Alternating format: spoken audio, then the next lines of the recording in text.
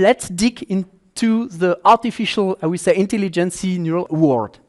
So what we are seeing is artificial intelligence is a superset of everything, concerning, I would say, related to machine, mimic, cognitive capability like human. So each time we are trying to copy or to have a mimic of human stuff, so it's in a big category of artificial intelligence. So, okay, it's covering everything. Everybody's talking about artificial intelligence. It gives you possibility to have some interaction with the environment, knowledge, perception, learning, and so on. These are the keywords we are learning.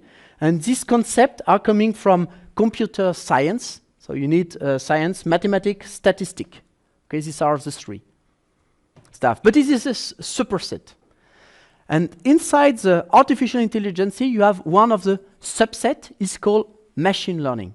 Machine learning then means that, okay, you will collect a lot of data set in this case, and then you will start to train based on this data set to, I will say, extract some information in order to learn and to have some, prediction in this case. So this is machine learning. So the machine will learn, in this case, you will use a machine to learn and to train your stuff. So it could be mathematics, it could be statistic, it could be, and I will show you some example.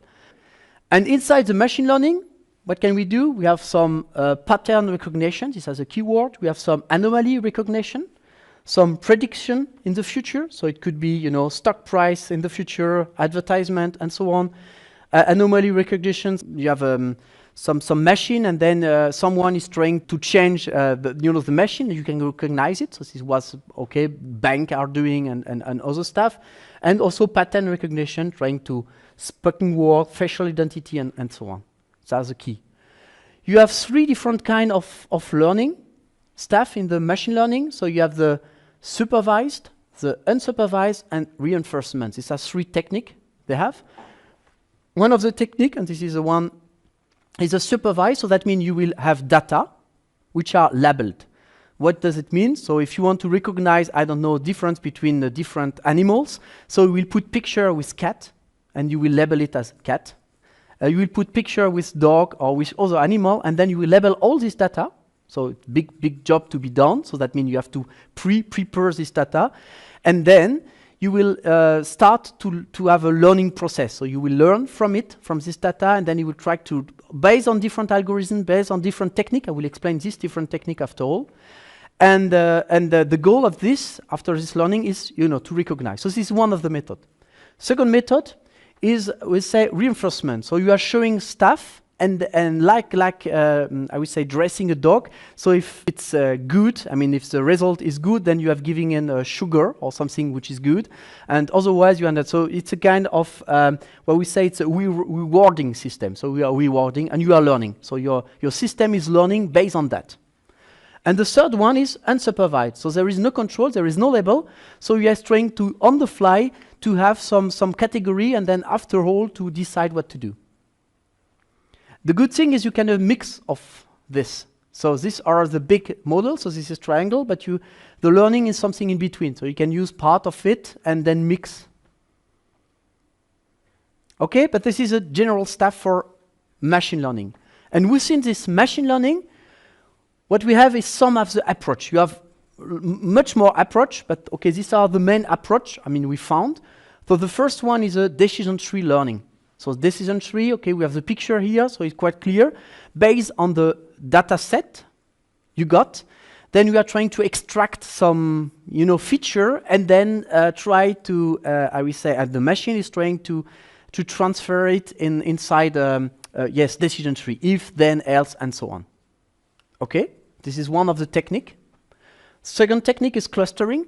So trying to put, all the data inside clustering, and then trying to find the area where those clusters are to predict the next stuff. So this is a method based on statistics also and mathematical stuff. We have rules-based learning. So this is something different. We have inductive logic programming, Prolog. You can have a look on the web. So it's different kind of things, mixing statistic and mathematical phenomena.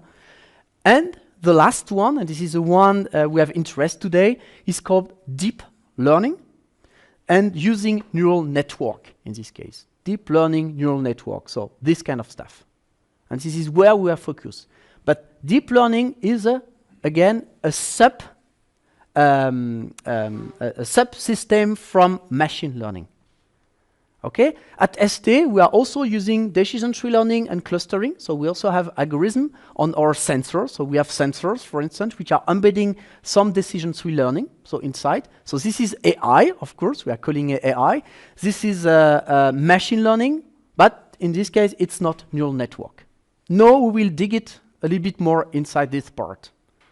Deep learning, neural network. Why? And this is why we are explaining this. Because what we have seen in neural network, deep learning is existing since a long time. It was going up and down because of resources we had, because of the performances, the data set we are able to collect. Why? Because we have some advantages of the deep learning and disadvantages. What we are saying is not it's ideal for everything. So at the end, what you will realize during if you have no experience on the AI from now, so you will have to try maybe all of this and then select the best for you at a T time, and then maybe we'll change based on the amount of data you will have, based on the accuracy you need, and so on. So what we are not saying is, okay, this is the ultimative. No, this is one of them, and this is one which is quite complicated normally to port on the microcontroller. For this one, you already have some, we say, software which are existing on the web, which are converting, this in C code. So this is existing, but for this one, there was from now nothing or not so much, and it's the reason why we are concentrating on this one.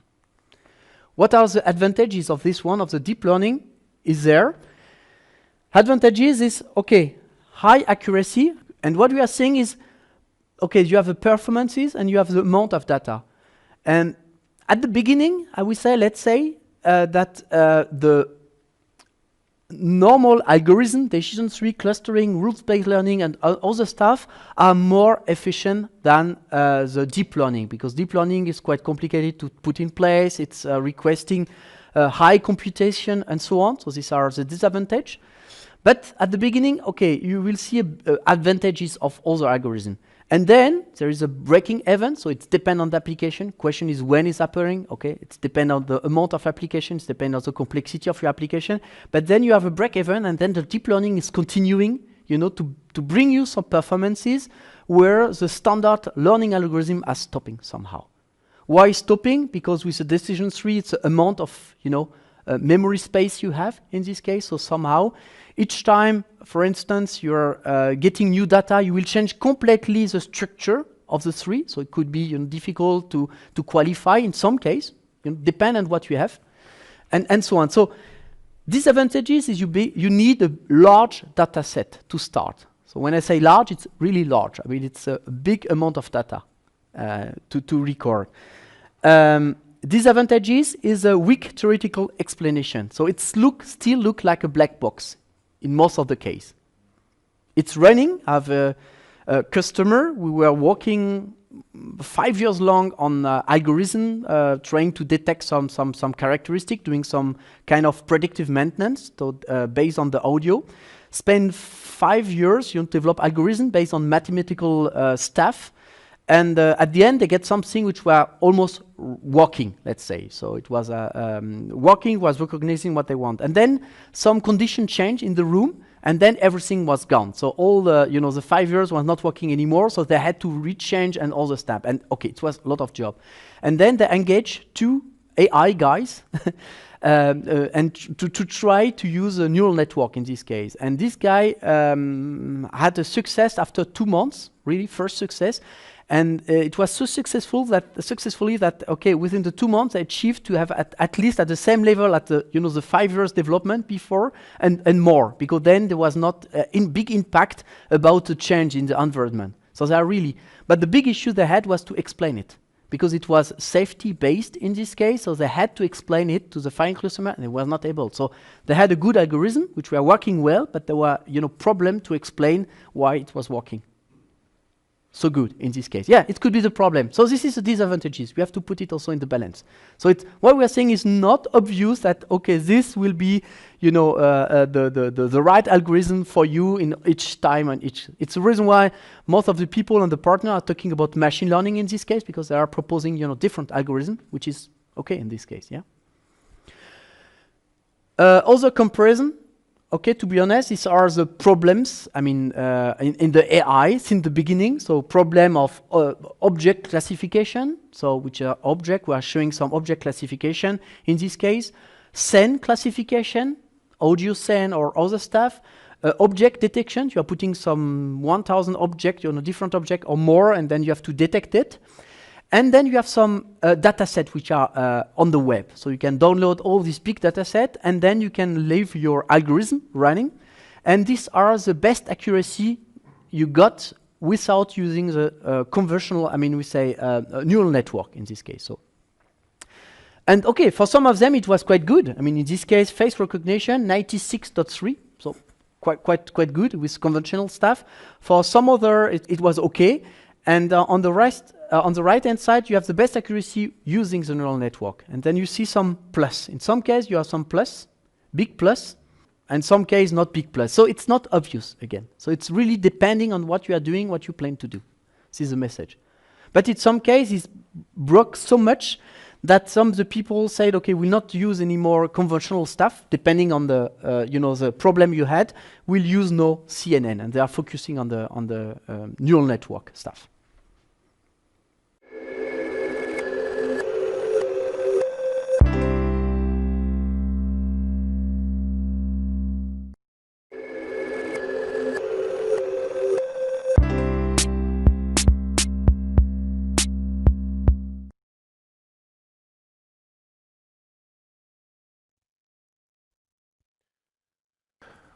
Machine learning, the reason why.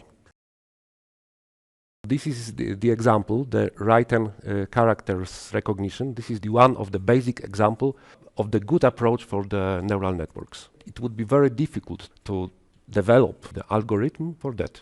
The neural network approach for this is a very good solution in terms of the time of the development and in terms of the accuracy.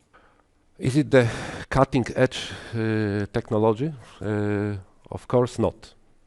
The first neuron model has been invented in 1943 in US. And the first implementation, the first only hardware implementation of the neural network has been implemented in 1957 in US as well. It was the application for the image recognition using light sensors, and the resolution of the, let's say, camera, it was 20 to 20 pixels. And the structure of the neural network was very simple. It was only one layer of the neurons. And now, this idea is still in usage. It is so-called multi-layer perceptron, and this solution is very good for the time series prediction. For example, the neural network which is able to count 1, 2, 3, 4, etc. We can put the series like 2, 3, 4, and then neural network can continue. But it will not continue like 5, 6, 7, but 4.97, 5.90 something, because this is a prediction of the time series. Okay, let's come back to school. I think all of you remember well this structure. This is the biological neuron. So we have cell body, we have dendrites and axon terminal. And dendrites are the equivalent of the neuron inputs. Cell body is equivalent of our processor, and axon, it is our output. And one of the most important message to you: neural networks, it is not digital world. We cannot say about that the prediction is 100% sure or 100% not sure. We can discuss about the probability of the prediction between 0 and 1. That's I think the most important point, the most important message. And there is no clear border to judge if the particular accuracy of the prediction is good or not. It depends on the developer and it depends on the application. So I cannot say that the prediction, that the accuracy of the neural network, which is, I don't know, 0.95 is okay. Depends on application. Okay, so this is the biology, this is the real life, and this is the mathematical model of the neuron. We have inputs, and to each input we can fit the floating point number, the value. We have set of coefficients, W1 down to Wn. Those coefficients are so-called weights in neural networks. So to each input of the neuron, it is assigned the weight, and it is also floating point number. Then we have cell body, our processor. So we need to multiply.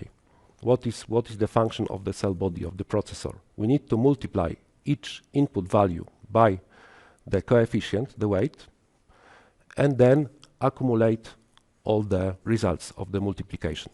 So another key message for you: multiply and accumulate. So the basic operation behind the neural networks. Okay, so we are multiplying input values by weights, then accumulating the results. Then we have kind of bias, just another sum. And then we are comparing the output, the result of multiply and accumulation process, to activation function. And this is the most simple activation function. So if the result is lower than 0, the output is 0. If the result is equal or greater than 0, the result is 1. So this activation function is so-called unit step. So this is the mathematical model of the neural network. And now let's see what is the possible bridge between the biology and the quite, or I would say, very useful technical implementation of neural network structure. This is the Limulus crab. This is the Latin name. The second name is horseshoe crab. And this crab has 5 or 7 eyes, the black dots on the picture. And this eye is so-called compound eye. Compound means matrix eye. And this is the structure of the one light sensor. Be another example of compound eye, and the silicon implementation of the compound eye. As you probably know, just after our eyes, we have eye nerve, and it is crossed. And do you know what is the estimated stream we acquire per second in bits in front of our eyes? It is 10 in power of 9 bits per second. So quite a lot. And thanks to this crossed eye nerve pre-processing, our brain must process only several bits per second. And this is the example or the simplified implementation of the eye nerve of this Limulus crab. This triangle, it is a symbol of the neuron. So we have 3 inputs and following weights: minus 0.5, then 1, then minus 0.5, and this is the bias. In our case, it can be considered as a threshold. So 2 of the sensors are exposed to the daylight, and 2 of sensors are exposed to the shadow. And here is the border of shadow and daylight. Let's consider this, the first neuron. This input is activated, so 1 multiplied by minus 0.5, plus 1 multiplied by 1, plus 1 multiplied by minus 0.5. So the result is 0. The result of accumulation is 0, and it is less than 0.25, so the output is 0.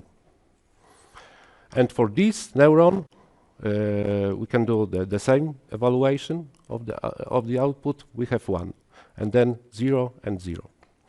What is the conclusion? Crab exposed to the full daylight can see nothing. And it makes sense from the biological point of view, because the brain of crab is quite small, so there is no need for crab to see the landscape.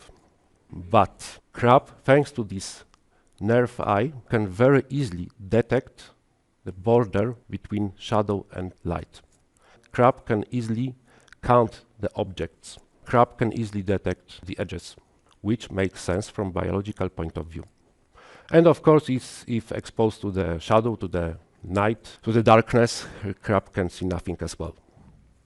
And this structure just reduced the amount of information and lets us to extract some features, like moving objects, like edges.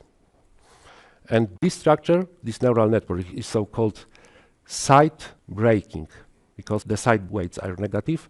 That's why the side inputs are breaking somehow the activation of the neuron. And this structure is used for computer vision, for image recognition. We just discussed the atomic neuron model.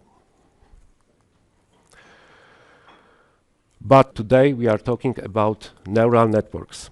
And this is the basic structure of the neural network. The neural network consists of at least 3 layers. Input layer, hidden layer, or dense layer, depends on the wording, and the output layer. And what is very interesting, the number of the neurons, of the elements in the output layer is equal to the number of classes to predict. Today, we will focus on and we will practice the audio or acoustic scene classification application. We will use microphone to distinguish between different acoustic scenes, like indoor, outdoor, and in vehicle. So in our case, we have 3 classes to predict. So the number of the neurons here will be equal to 3. The activation functions. We discussed the most simple unit step activation function. But in practice, of course, there is more types of activation functions, starting from unit step and the generalization of the unit step. So the unit step is vary from 0 to 1. The generalized one, so-called signum, vary from -1 to 1. Then linear, piecewise, logistic hyperbolic tangent, and I think quite well known to us as electronic engineers, characteristic rectified linear unit, so just a diode characteristic. And this activation function is very useful for the image recognition. Our reality is not linear, that's why we need not linear activation function for the image recognition neural network. Today we will focus on the supervised learning. It means that we need supervisor, we need teacher. And in our case, this teacher, it is of course the algorithm. What is the basic idea behind the learning process? It is so-called forward propagation. We are feeding the network with the batch of input data. Then we are analyzing, we are comparing the output on the neural network, which is so-called result of the inference, or just the inference. So the prediction means inference. We are comparing the result of the prediction to the expected value. And then, if it is not in line, the teacher, in our case the algorithm, tunes the coefficients inside the neural network. And in our case, the coefficients are the weights and the biases. And this is very complex process in terms of mathematics behind. This is the problem of the optimization of the multivariables functions. In fact, we need to find the minimum of the loss function. I will explain later on, and do it step by step. But do not worry, those algorithms are ready, the libraries are ready, and we can just reuse the ready solutions. So the teacher algorithm job is just feedback, feeding the inputs with batch of data, then comparing the output to the expected output, and then adjusting the weights. And again, the new wording. So the prediction in neural networks means inference. The expected value of the prediction of the inference, it is grand true data set. Is it clear? We are touching the surface only, I am fully aware, but we need to catch the basic idea. For the supervised learning process, we need a teacher, we need a dedicated algorithm to tune the coefficients, the weights and biases. Our solution, Qbi.AI tool, supports Cortex M4 and Cortex M7 because of floating point unit, because of the hardware acceleration of the computation. Next important message to you. The neural network, the design of the neural network and the learning of the neural network, it is, I would say, this is 10%, 5% of the process. I think there are two very difficult parts. The dataset collection, it could be very expensive process, and the pre-processing stage. Because it is better to avoid feeding the neural network with raw data. I think almost always we need the pre-processing stage, which is not trivial, as you will see today. And this is for the R&D managers message. You need really experienced DSP experts in your team. This is important stage, quite time-consuming, and when it is time-consuming, it means that it is expensive. We discuss the most simple structure of the neural network, but of course, in practice, we have a lot of standard neural networks types, starting from Perceptron. So do you remember the 1957, the hardware implementation? Then we can simulate, for example, long short-term memory just by implementing the feedback.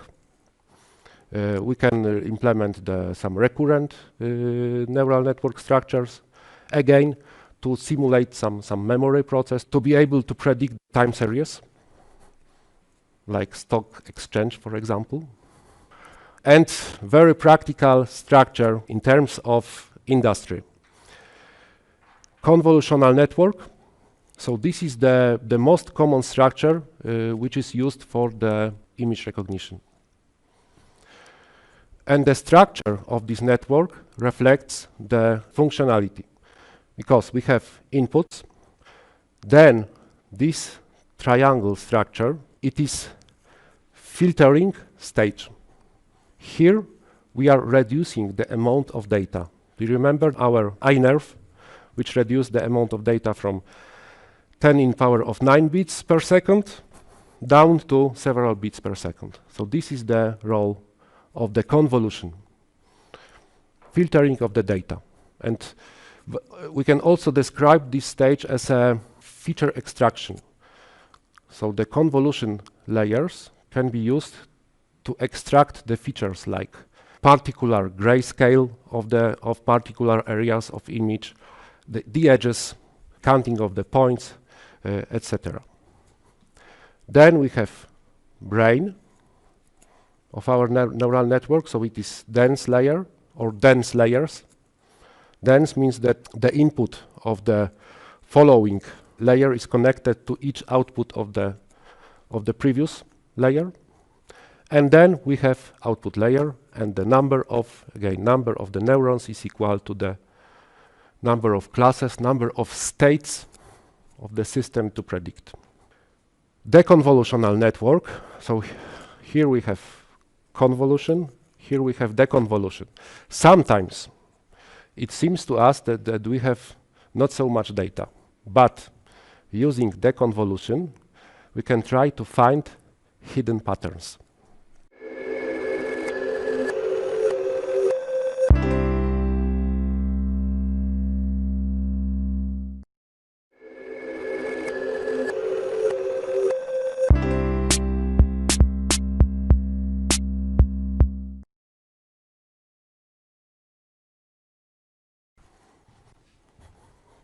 please take your boards. This board, it is Discovery board, so-called IoT. IoT because the main purpose of this board is to support development process of the cloud connectivity. This board is quite rich of the connectivity peripherals like Wi-Fi, sub-gigahertz, Bluetooth, and it is equipped with a lot of sensors. The MEMS sensors like accelerator, magnetometer, temperature sensor, humidity, pressure, and proximity sensor. So we have laser on board as well.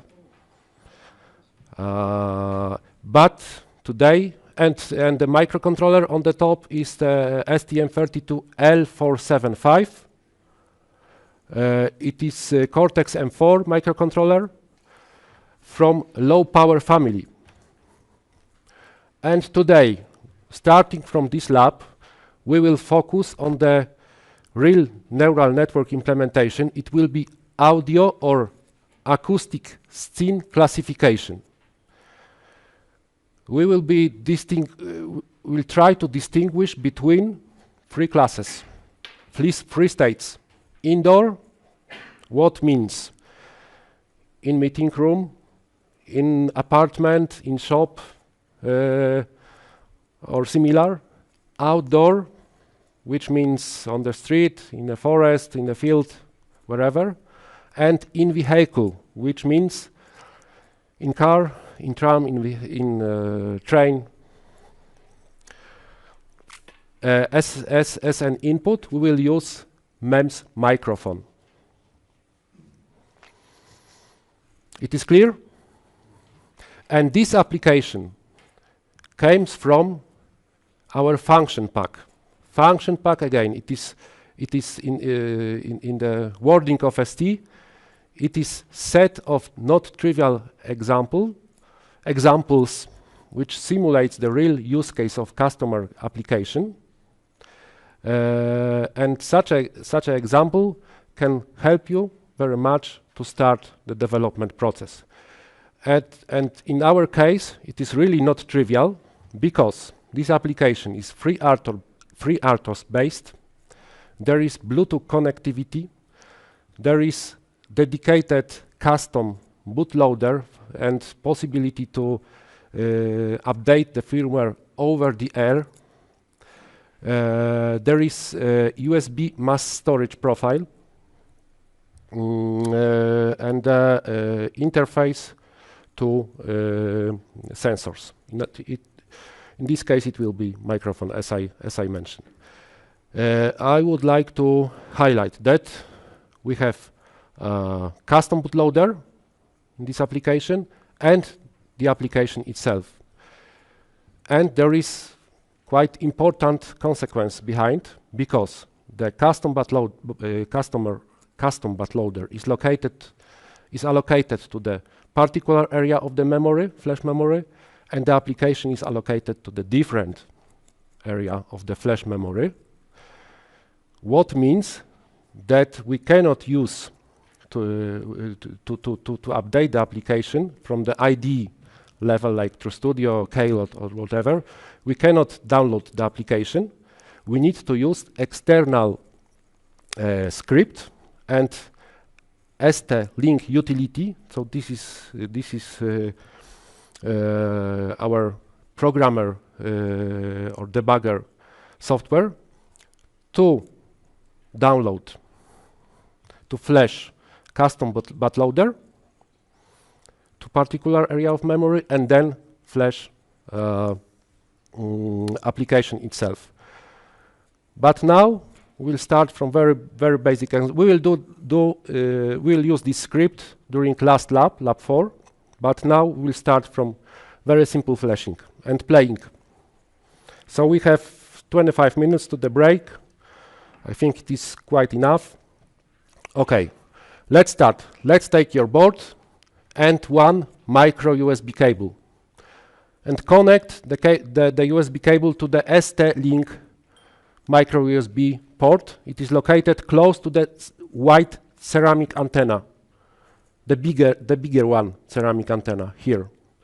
So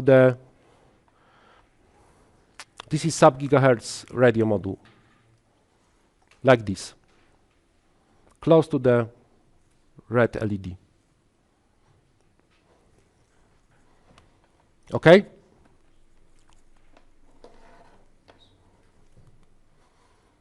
Then please start STM32Cube programmer.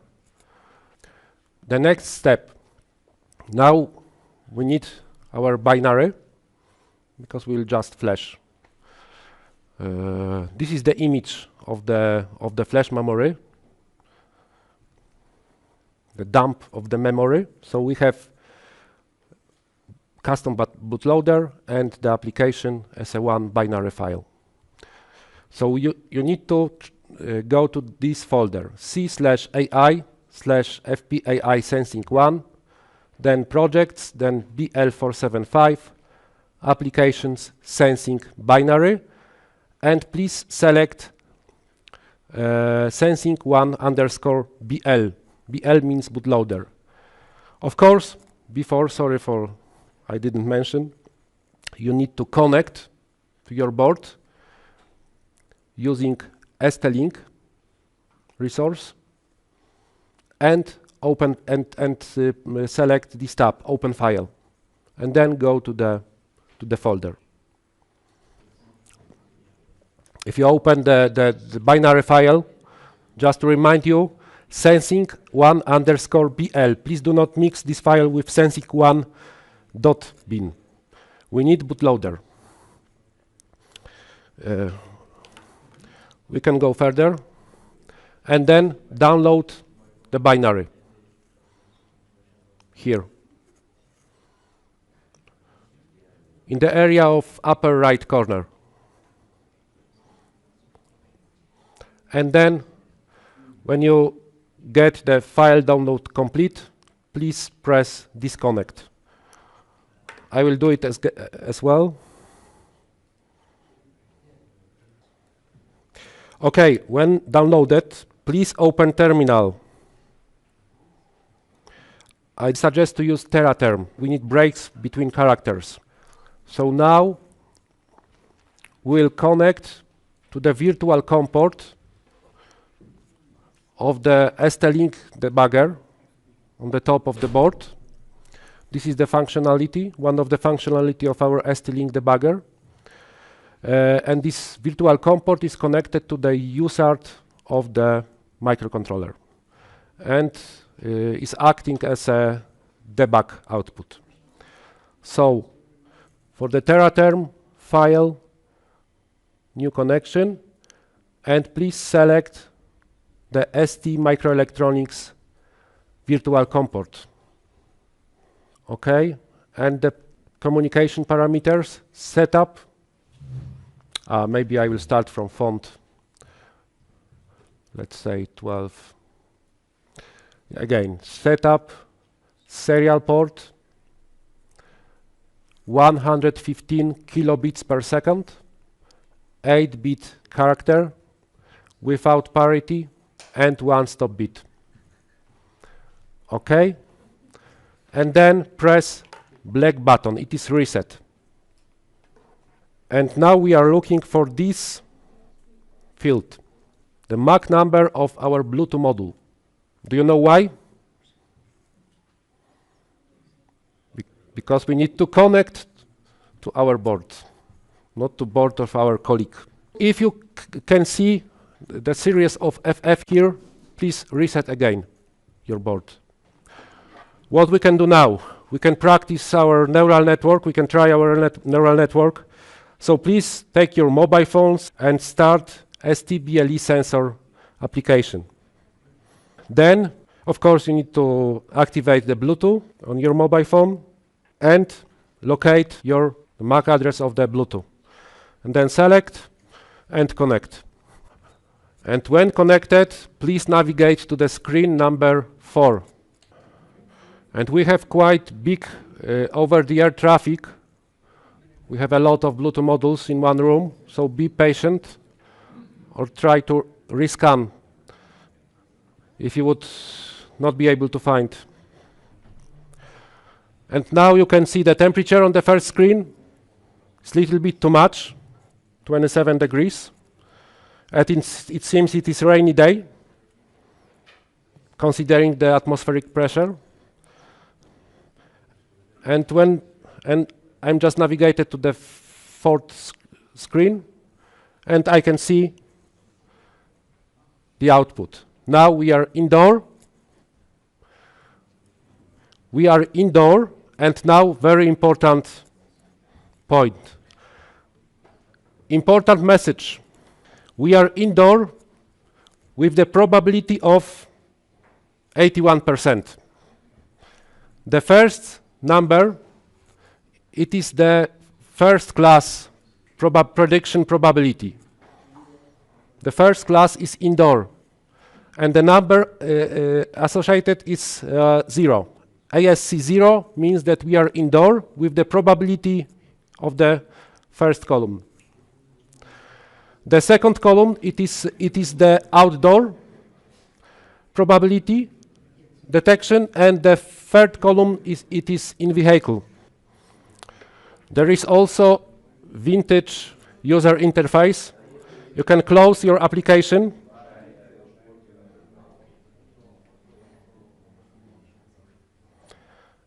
And then let me reset the screen.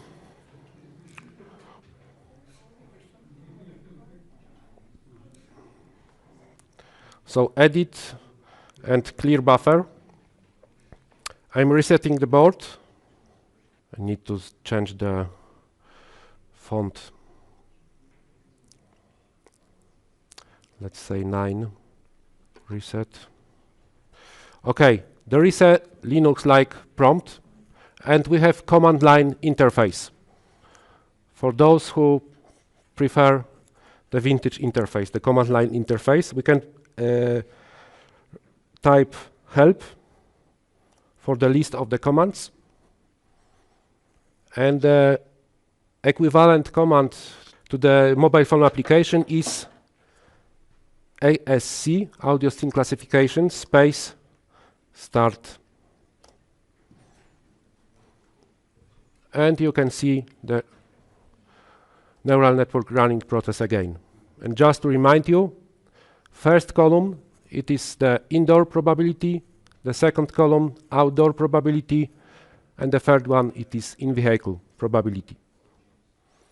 And please skip first several seconds of the data acquisition and let the application to be stabilized. I will explain you why later on when we will go deeper into details of the pre-processing, unfortunately.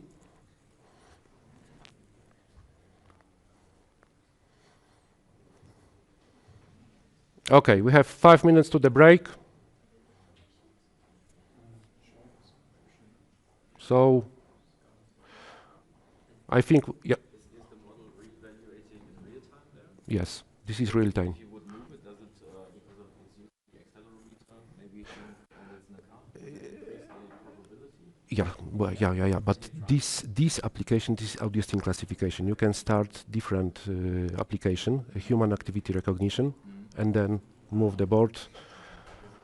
Okay, very good input. If you would like to play more, you can select the human activity recognition. It is the screen number 3 or 5,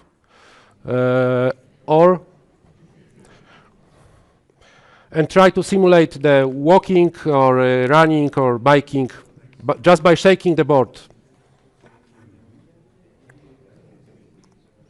So I will stop.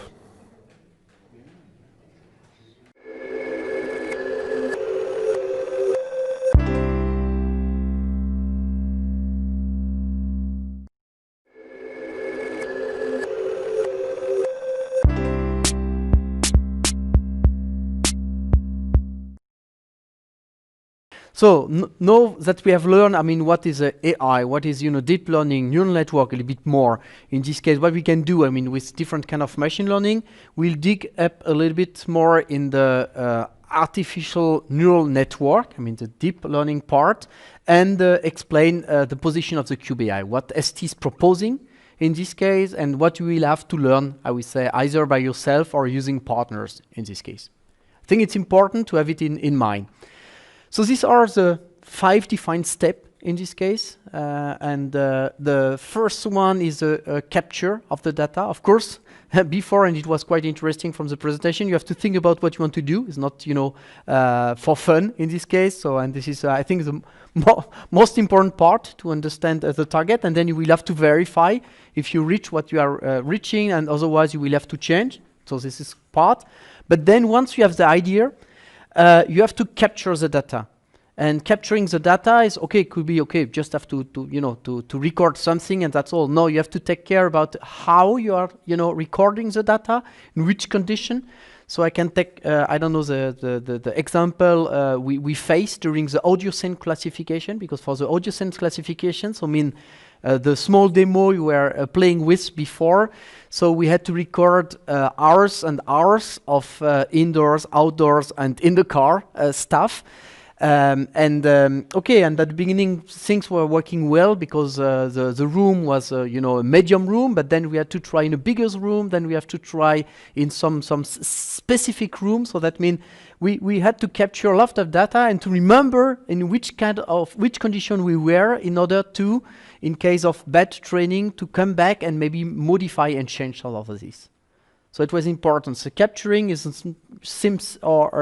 quite simple, but it is a basic, because if you are recording bad, I would say capturing bad information or not proper information because you are subcontracting it and the guy is not really taking care about this, or you are recording a motor and normally the motor is like that, but I don't know because someone cleaned the room and changed the motor and the motor is not exactly in the same position, then you will get maybe trouble. This is the first thing. Then there is also, you are capturing the data using sensors. Okay, but then in the final application, you will maybe use other sensors. So maybe there will have also discrepancies. You have to think about this. And this is important. I mean, maybe to use the sensor, the same data, the same sensor for the capture and for the final application, or maybe not to have, to stay global in this way. So these are things you have to think about. Because maybe you will record using a normal microphone, and in final application you will use a MEM sensor, which have different resonance. So really it's something you have to think about. It's not only recording the data, it's how I'm recording the data. And okay. The next step is to clean the data. So to be sure that you are not recording stuff you don't want to record in this case, or adding a noise, or adding unuseful noise. Then you have to, in the case of, I would say, specific learning, you have to label the data and then prepare and think about the neural network topology. And the third step is then you have to train the NN model using, as we see, a TensorFlow, using a big stuff. So for this part, for this area, there is no ST tools in this case. We'll show you, because there are plenty of tools on the web. I mean, in this case, our big partners, a big name, are creating their own tools in this case. So this is something you can use. The point number 4 is then to convert it. So once you have a trained network, so that means a neural network, then you will convert it in a C code in order to be able to, to use it on the microcontroller. The 5th step is to process and analyze. I mean, see if you have any discrepancy between the theoretical model and the real model, because don't forget that you are converting in this case. So that means could be that the result is not completely 100% the result of the theoretical model. This is first of things. And then here, converting, you will maybe also want to compress, because there are also optional to compress the model in order to fit in less memory. And then you will have to check, I mean, if you are still in line. So this is also an important step. And the final one is, of course, to check if you reach what you plan to reach, which was also final 0,0. So these are the 5 identified steps we had, implementing or trying to implement a neural network into a microcontroller application. Let's go a little bit more I would say, deeper, and what ST is proposing as a tools. Okay, so we have some tools, and this is one of the tools you have on the table. Is okay, the tools we are proposing in order to, how we say, to be initiated or to start to work or to start to develop. It's maybe not the tools you will use at the end. You will maybe develop your own tools. You will maybe use tools from our partners. So again, if you are interested in tools, ask the partners, because they have also developed their own tools, and they will maybe help you with these tools. So ask them, please, in this case. But okay, to capture data, we have tools, and this is using the mobile phone in order to clean, label, and okay, and at this step you will have to think about the NN topology. So we are not helping you for the NN topology, but you have to think about the NN topology, neural network topology. For the step in the middle, as I say, there is no ST tools, because you will have to go in Python to learn Python in this case and use tools which are existing on the web. For the fourth and fifth step, so for the first step, it's a Qbi. So finally, the Qbi we are proposing is there, and this Qbi, which is part of the CubeMX, this option from the CubeMX is there to convert, again, like it is, to convert the code or the neural structure, the neural network structure with the white and with the structure into a C code, or we say a meta code, let's say like this. We'll present it.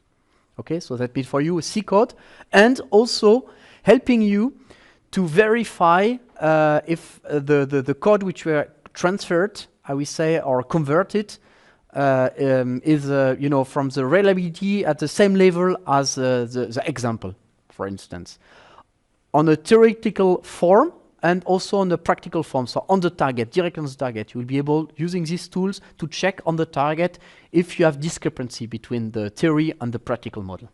And I think it's quite important for you, because at the end you have to have a working model, close to the theoretical. Okay, and finally, to process and analyze, so this is the board we have. So let's present the different boards we have. So we have a very small board, which are called sensor tiles, including SD cards. So you will have the possibility to put some SD card to record a lot of things. It's the one we use, for instance, for the audio scene classification, because it was small. We put it everywhere, and a lot of ST people were wearing it, and then recording a lot of stuff. It is nice. The only missing point, I mean, for us today on the workshop is there is no ST-Link. So you had normally to add an extra component. It's the reason why we did not select this port. But this port is existing. Then we have the next generation of this port, so including IoT. So this is a sensor tile.box.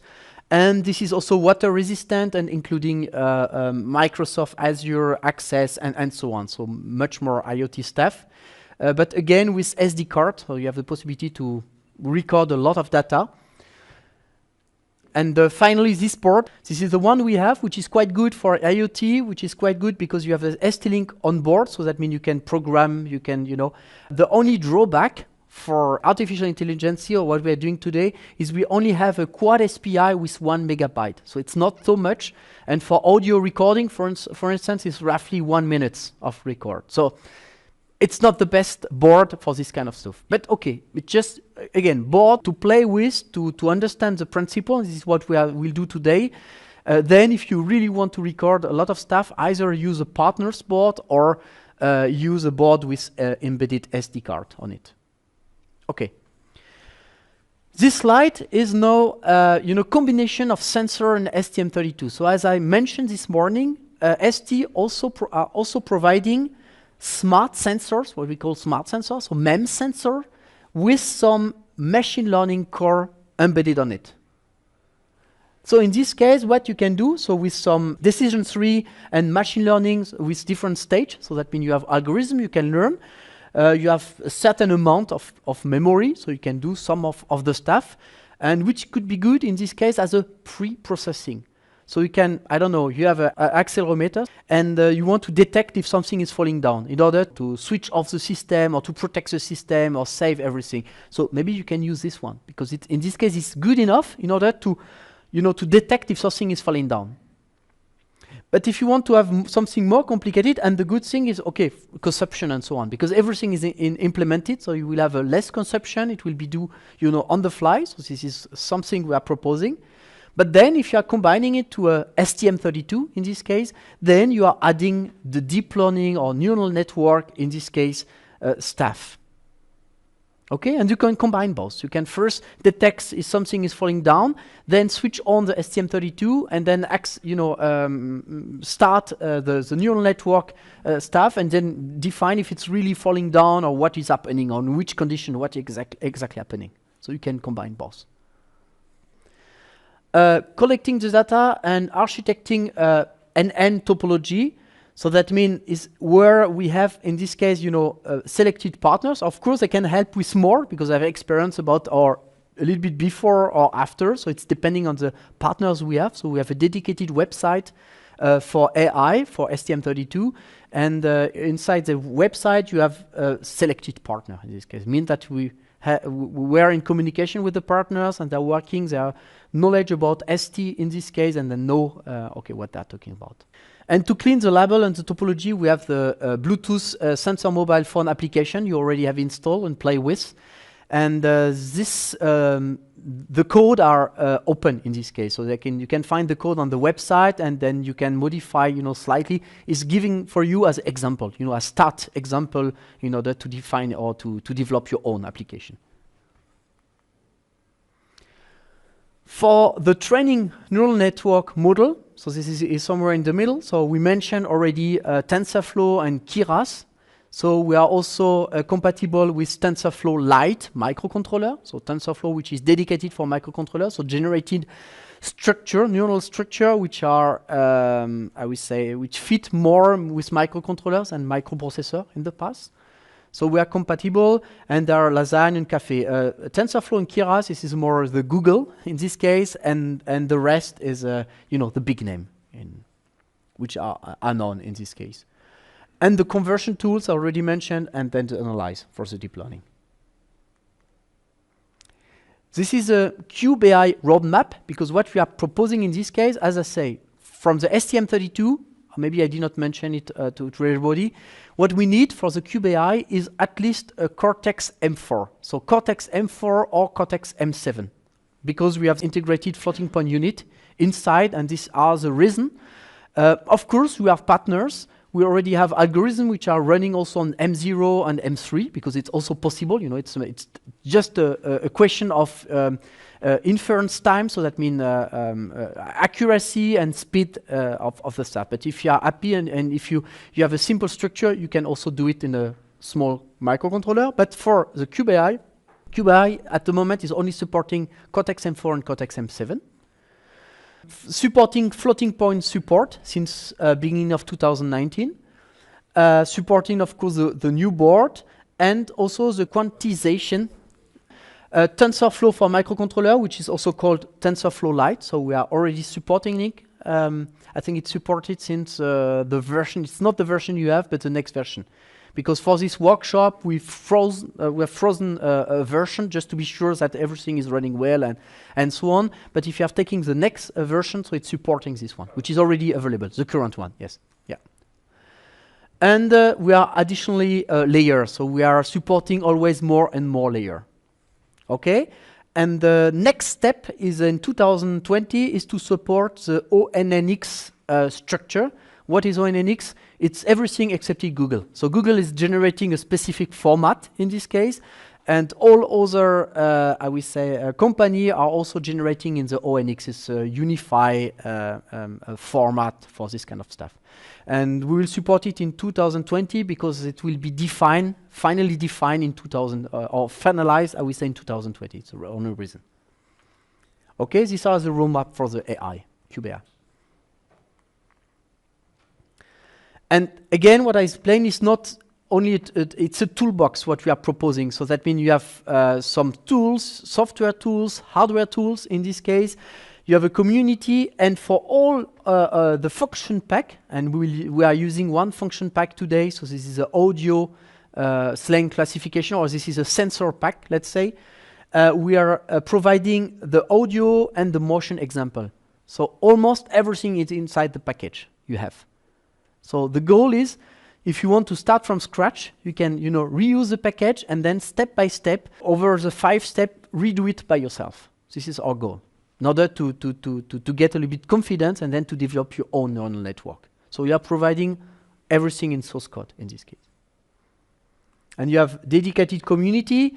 This is the package, the FP package, so AI sensing package we are providing. So inside this package, downloaded package, you will find documentation and all the material you need in order to develop from scratch the neural network.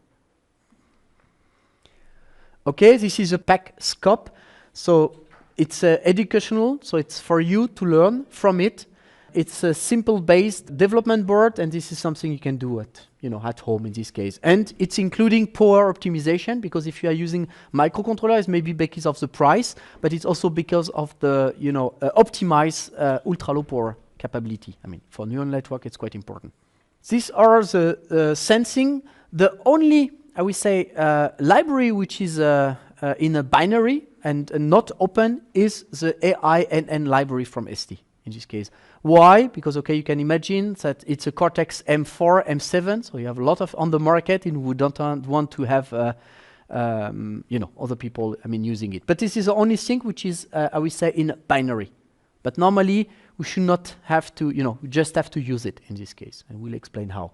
The rest is open, and this is all what the package is, offering to you.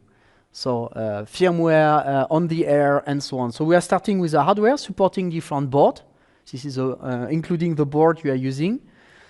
And then we have the whole hardware abstraction layer, like we have in all STM32 in this case. In the middleware, we are proposing some pre-processing stuff. For the audio, we are proposing the audio pre-processing logmail. And for the accelerometer, the gravity and Rodriguez stuff, so we have some algorithm dedicated to what we are using in order to pre-filter or to pre-process the data. And then you have the standard package. Again, this is the example you have. So, and this is the example we are using. So there are different paths. The first path is in order to record new, because in your case, you will have everything open. So you have all the package, you have all the recorded information, and maybe your idea will be to optimize it. If you want to optimize it, you can. No problem, because everything is open. You will just have to use the embedded, audio board you have, record it using the apps, save it on the SD card or somewhere, else, and then you will have to relearn the system. So you have this path. And the second path is what we have done this morning, is the application itself.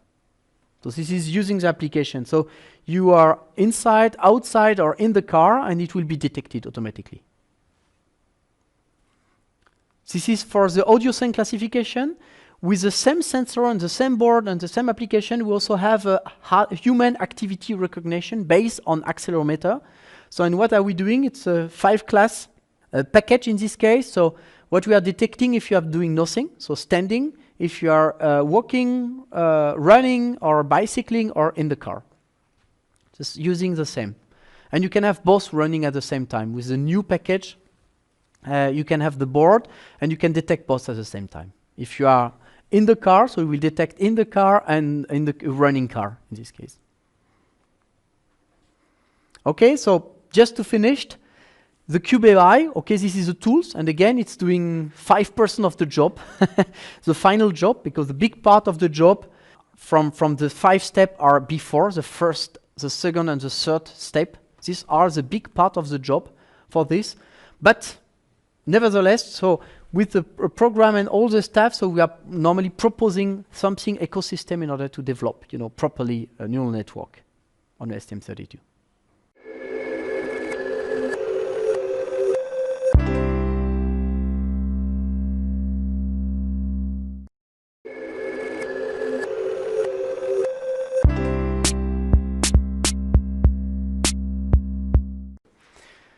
We will continue with the next lab, and we'll do the following.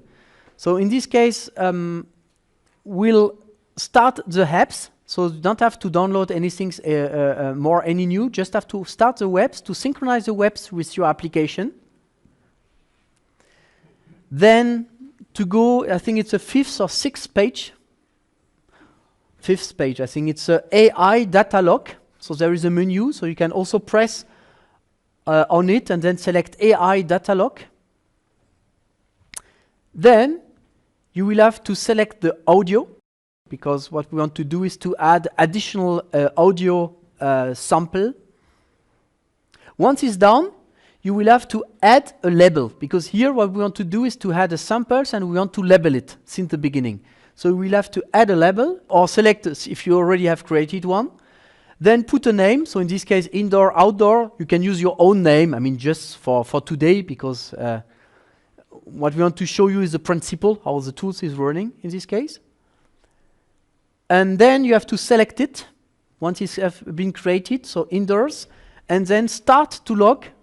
And don't forget to stop to log, because as I say before, we just have 1 megabyte memory, so that means after 1 minute will be over, so it will be full. So if something is not running, what you can do, because it's depending what you did, before, you can press the reset. In this case, it's better, and then start this principle. We are at the capture stage, and we will try to capture and label information using the tools. Okay, once it's done, and if you have no issue, so the things is recorded on the Quad SPI. So I know the goal is to drag or to capture this wave and this Excel file, and therefore you will need a second cable. And this is you will use a USB on the go stuff. So please first plug the USB on the go on your PC, and then at the prompt you will have to put this commando. So USB space start. The goal of this is to mount the USB storage. So you have another storage on your PC, and then you will be able to have a look on the Quad SPI directly. So once you have recorded 1, 2, 3 samples, then you can plug the cable. And once it's done, you should have a drive, additional one. And inside the drive, you should at least have a wave for the sound and a CSV file, which is Excel file, including the label. So that means putting the link between the label and the sample you have done.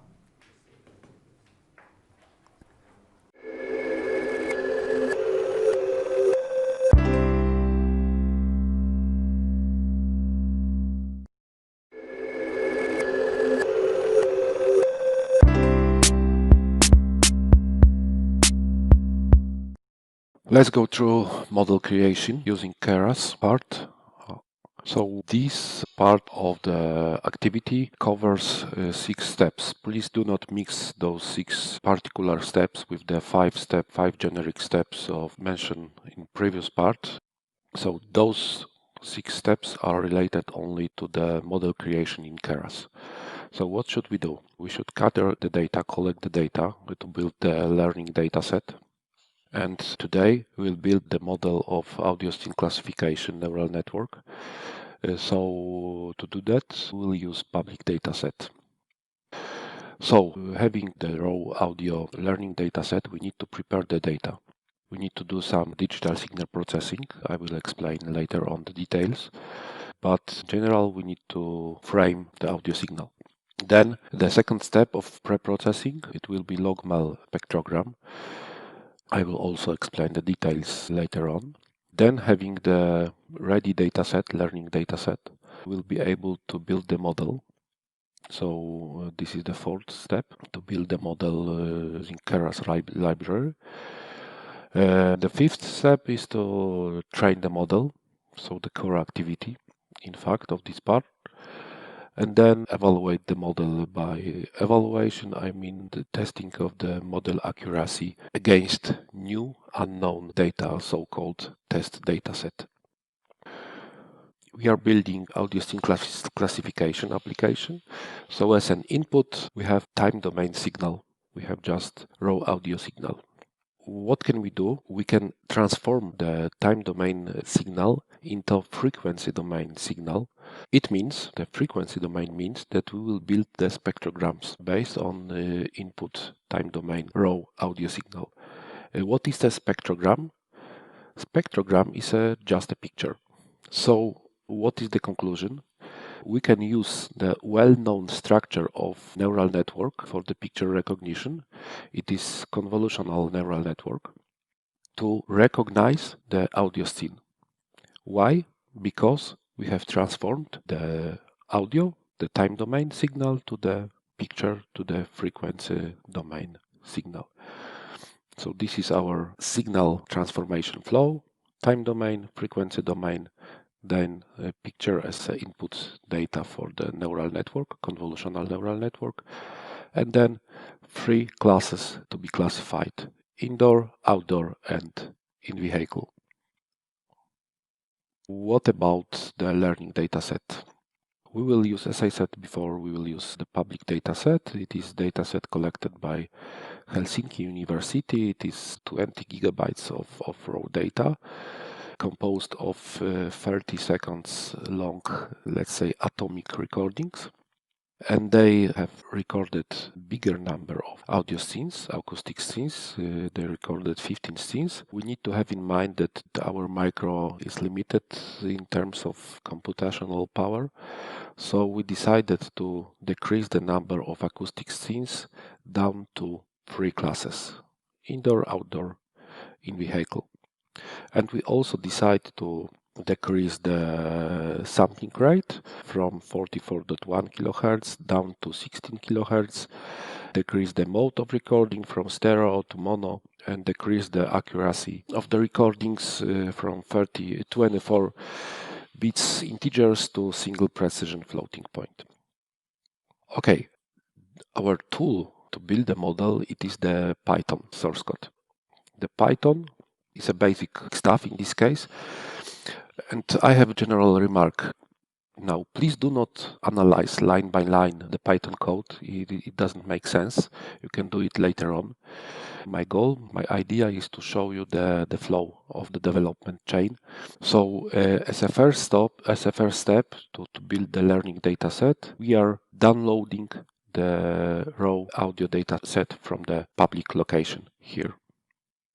We are doing it using Python code. As the output, as the result of this download process, we have 1170 30 seconds long segments as a development samples, and we have 390 30 seconds long segments of the evaluation samples. A lot of data. Okay, the data preparation. What should we do now? To perform the data preparation, at least the basic, what I would say, the medium data signal processing knowledge is needed. This practice, the framing of the signal, is well known to the DSP experts. So the first step of the data preparation is to frame the signal. So we need to slice the 30 seconds long atomic recording into overlapping 64 milliseconds long frames. This is the basic frame here.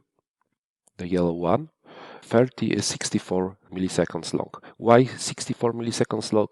It was the arbitrary decision of the DSP expert based on his experience. And here is the second overlapping window. The overlapping ratio is 50%. So the half of the frame overlaps the previous frame. Maybe I will show you the numbers.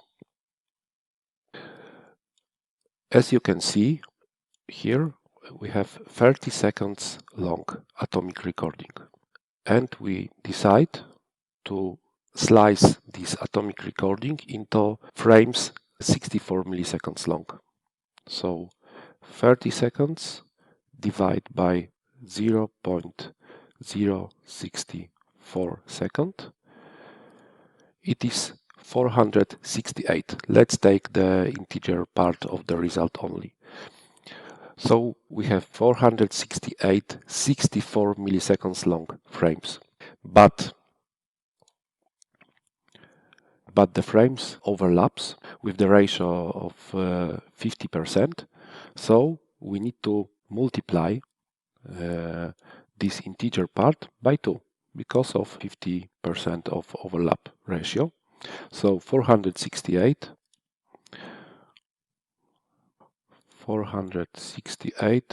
multiplied by 2, it is, as a final result, 936 frames.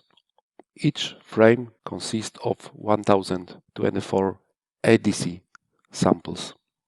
Just to remind you, our sampling frequency is 16 kilohertz. Okay? Goal of the overlapping is to avoid the boundary discontinuity during FFT transformation. So this is another more detailed explanation of the framing. Here we have 32 64 milliseconds long samples. What does it mean? As you know from the previous slide, the frame length there is 64 milliseconds and the overlap ratio is 50%. So we have 64 milliseconds divided by 2. The stride is 32 milliseconds long. And again, because of arbitrary decision of the DSP expert, we decide to slice the 30 seconds long atomic recording into 1 second long parts. So 1 second is the equivalent of the one picture. Why 1 second? Because we have 32 frames, so the stride time is 0.032 multiplied by 32. It is 1 second 0.024. So here we have time and the frequency. So this is the spectrogram of 1 second long audio recording. In fact, to be more precise, 1 second 0.024. So the x-axis it is a time, y-axis it is the frequency, and the color of this FFT spectrogram corresponds to the magnitude of the audio signal. So this is the framing, and as a result we can perform FFT. This picture has one disadvantage. The useful signal is only present on the small area of the picture. So let's think how to magnify this area, which for sure increase the accuracy of the neural network in terms of the picture recognition. So just to remind you, we are building audio scene classification and we want to mimic the human perception of the audio scene classification. This is the goal. So we need to implement all the human audition system mechanism, biological mechanism. Our perception of the magnitude of the signal, of the audio signal, is logarithmic, but also the reception, our human reception of the pitch of the signal is logarithmic. So we are much better in differentiation between the frequency difference of the lower frequency than between the difference of higher frequency. This chart shows this feature. The equation has been developed by scientists in the laboratory. So this equation is taken from the practice, and this is kind of mathematical approximation of the phenomenon. And here you can see, let's take the frequency difference between 300 Hz and 500 Hz. So our perception of this difference is much better than the perception of the same, in fact, difference 200 Hz between 3.2 kHz and 3.4 kHz. And we can reuse this relation, this chart, as a kind of magnifier glass to magnify this area on the picture. We can approximate the curve, but by set of filters, triangle shape, and we so-called this set of filters the MEL filter bank. So one filter here, the second filter here, etc., just to approximate this curve. So again, we have raw signal, then we are framing the signal to perform the good quality FFT to avoid the frames boundary discontinuity problems. Then we have MEL filter bank taken to approximate the logarithmic characteristic of the pitch perception. Then we can present the result in logarithmic scale. And as a result, we have quite nice picture. So this picture corresponds to this area and consists of much more useful information than the row FFT. So as a result, we have set of 1.024 second long pictures, and this is the Python code to prepare those pictures. So just to remind you, we have a set of recordings, 30 seconds long atomic recordings, and each of the 30-second long raw audio recording is transformed to the frequency domain, and as a result of this transformation, we have 29 pictures. So the 30 seconds long atomic recording is represented as 29 spectrograms. Why 29? Each spectrogram covers 1.024 second long recording. So we need to divide the atomic recording, 30 seconds long, by 1.024. So as a result, we have 29. Of course, we need to take only the integer part. So we have 29 pictures. And as final result of this pre-processing code, we have 33K, almost 34K pictures of the 30 to 32 pixels resolutions. Okay, the next step is after the preparation of the input of the learning data set is quite technical, because the picture, it is the input to our neural network, but we know what this picture represents. For example, this particular picture represents the outdoor audio scene. So this is our ground truth data. Let's say picture number N represents the class number M. We have three classes starting, and we can assign to each class the number starting from 0.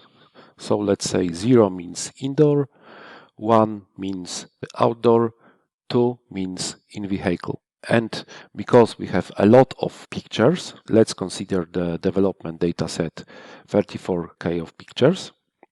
This is our input data, and we have output data, expected result of the neural network run. So this is the vector. So we have 34K items vector long.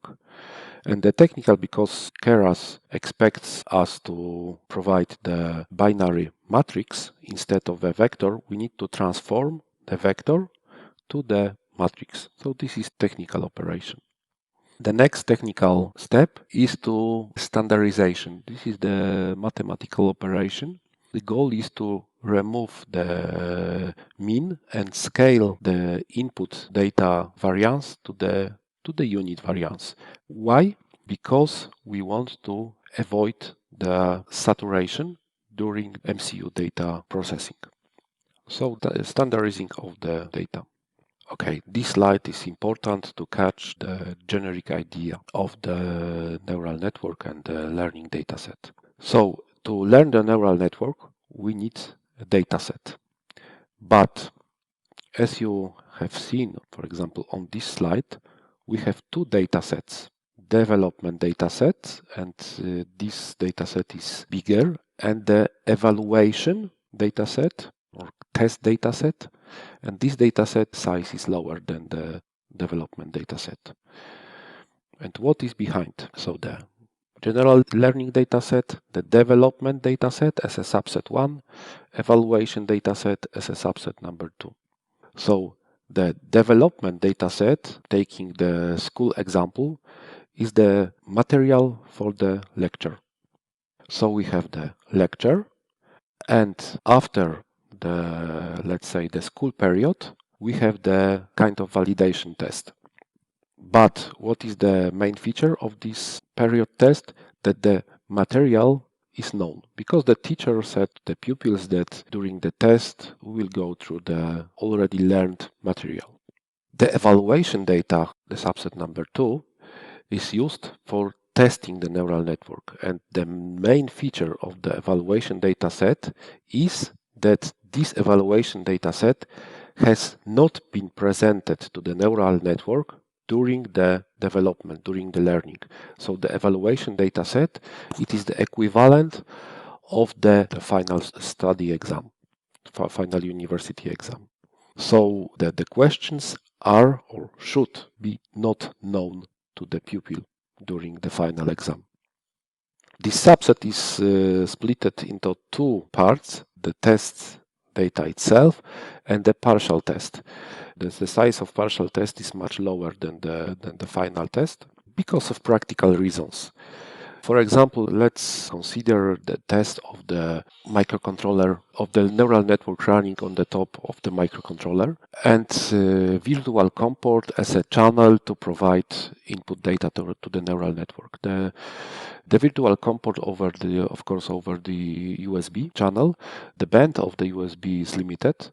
It would be not so much practical to send gigabytes of data using USB. That's why we can define the partial test, let's say few megabytes, several megabytes, and use USB to test the neural network. Okay, it was general explanation, and this slide shows the Python code which splits the dataset into development and test and validation and partial test datasets. So for the training, for the development dataset, we have 25K of pictures. For the validation, so just to remind you, the validation means the end of the school period exam. This about 80K pictures. The final school exam, the validation of the neural net, the evaluation of the neural network dataset consists of 11K of pictures, and the partial data test sample consists of 114 pictures, because we will use USB as a communication channel, and because of practical reason, we need to limit the amount of data. And what is very nice for Python and Keras, this quite complex operation is done using only one line of source code here. So now we have the pre-processing of data, we prepare the development and evaluation data sets, and now it's time to the, I would say, core activity to build the neural network model. Because in fact we are recognizing pictures, we will use well-known the structure of the neural network for the picture recognition. It is convolutional neural network. And again, you can see the big advantage of the Keras library, because we need to use only one line to build or to define each layer of the neural network.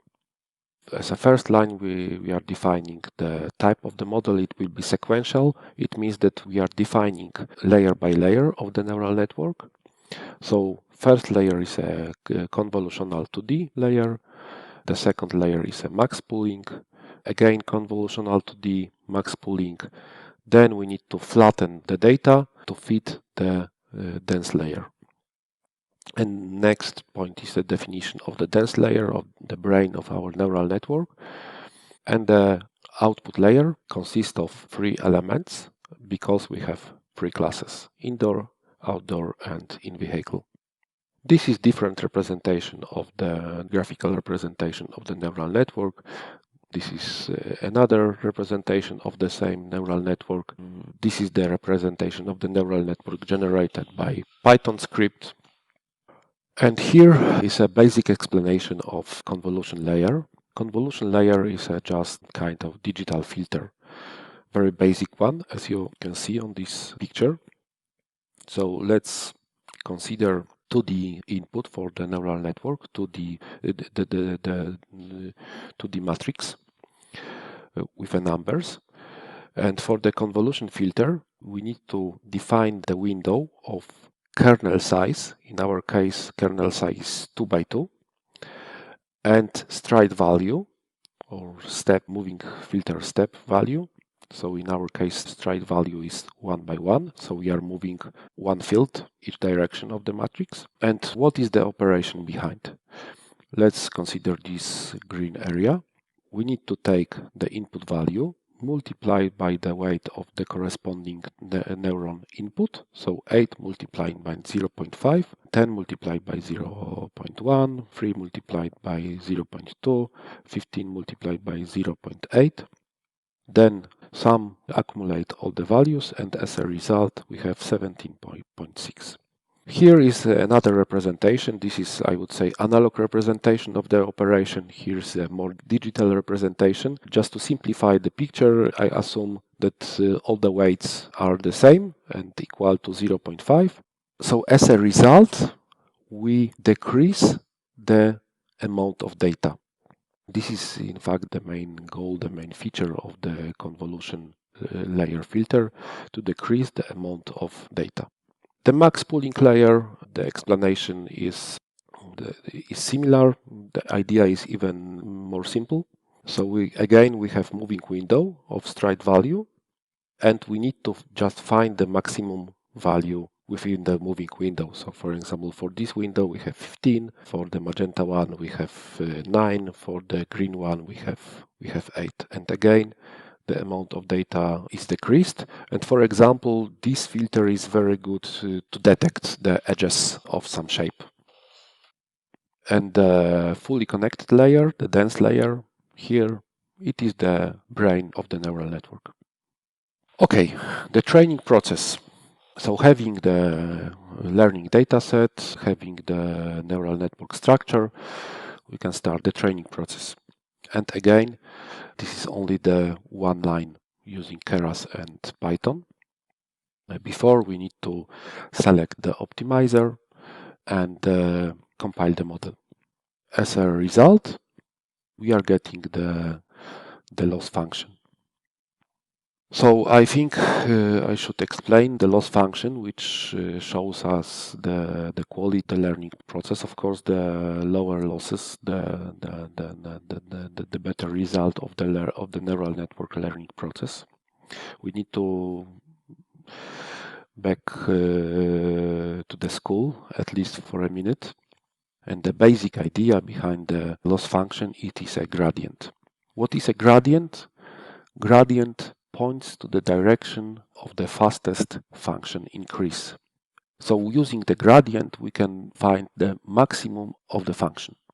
But just to be more clear, gradient doesn't point to the maximum of the function. Gradient points the direction to the maximum of the function. So let's consider the very simple three variables function like here. And the gradient of this function, it is a set of the unit derivatives of the function. So df by dx, df by dy, df by dz. Let's evaluate the partial derivatives. So df by dx of 2 multiplied by x, it is 2. df by dy, it is 2y. df by dz, it is 3z power of 2. And let's consider the starting point coordinates to find the maximum of the function. Let's assume that we start from the coordinates x equal 1, y equal 2, z equal 3. So this is our starting point in the 3D space. So we can plug in current coordinates into the gradient. So we plug the current coordinates into the gradient, you can see here, and evaluate the point, another point in the space, 2, 4, 27. So the maximum of the function starting from this point in the space, 3D space, is in this direction. So we need to draw the line between the starting point and the end point, and this is the direction. Again, just to highlight, this is not the point of the maximum of the function. This is the direction of the maximum of the function. And now the really basic question is, how long should we go in this direction to find the maximum of the function? We can go the small step and then evaluate the next direction using the gradient again. We can go the medium step and evaluate the gradient, the direction again. We can go the big step and evaluate the direction. Why it is so important? Because we can just overlook the maximum of the function. So it was the gradient explanation, and now let's come back to the loss function. So what is loss function? Loss function maps the values of one or more variables. In our case, it will be neural network weights and biases. So really a lot of variables, sometimes billions of variables, onto a real number, one real number, which represents some cost associated with those values. And our goal is to minimize the loss function. So on the previous slide, we have discussed the very simple function of three variables. In our case, we have function, neural network weights and biases. It could be even billions of variables. So they're really demanding in terms of the computation power. Okay, so the gradient points the direction of the fastest function increase. So can be used to find the maximum of the function. What about the minimum of the function? We need to use the negative of the gradient descent approach to find the minimum of the function. So exactly negative approach of this basic rule. So we should go not in this direction to find the maximum, we should go to the opposite direction to find the minimum of the function. And again, absolutely the basic question is about the step when trying to find the minimum of the function. Because if the step is too big for the big step of the gradient descent, it is possible that we will never converge. For the small gradient descent step, for sure we will converge, we will find the minimum, but the time needed for the computation will be really huge, like days or weeks. Okay, how to evaluate the model, how to build the metric of the model. So I would say most intuitive one metric is the accuracy, and the accuracy represents the ratio between the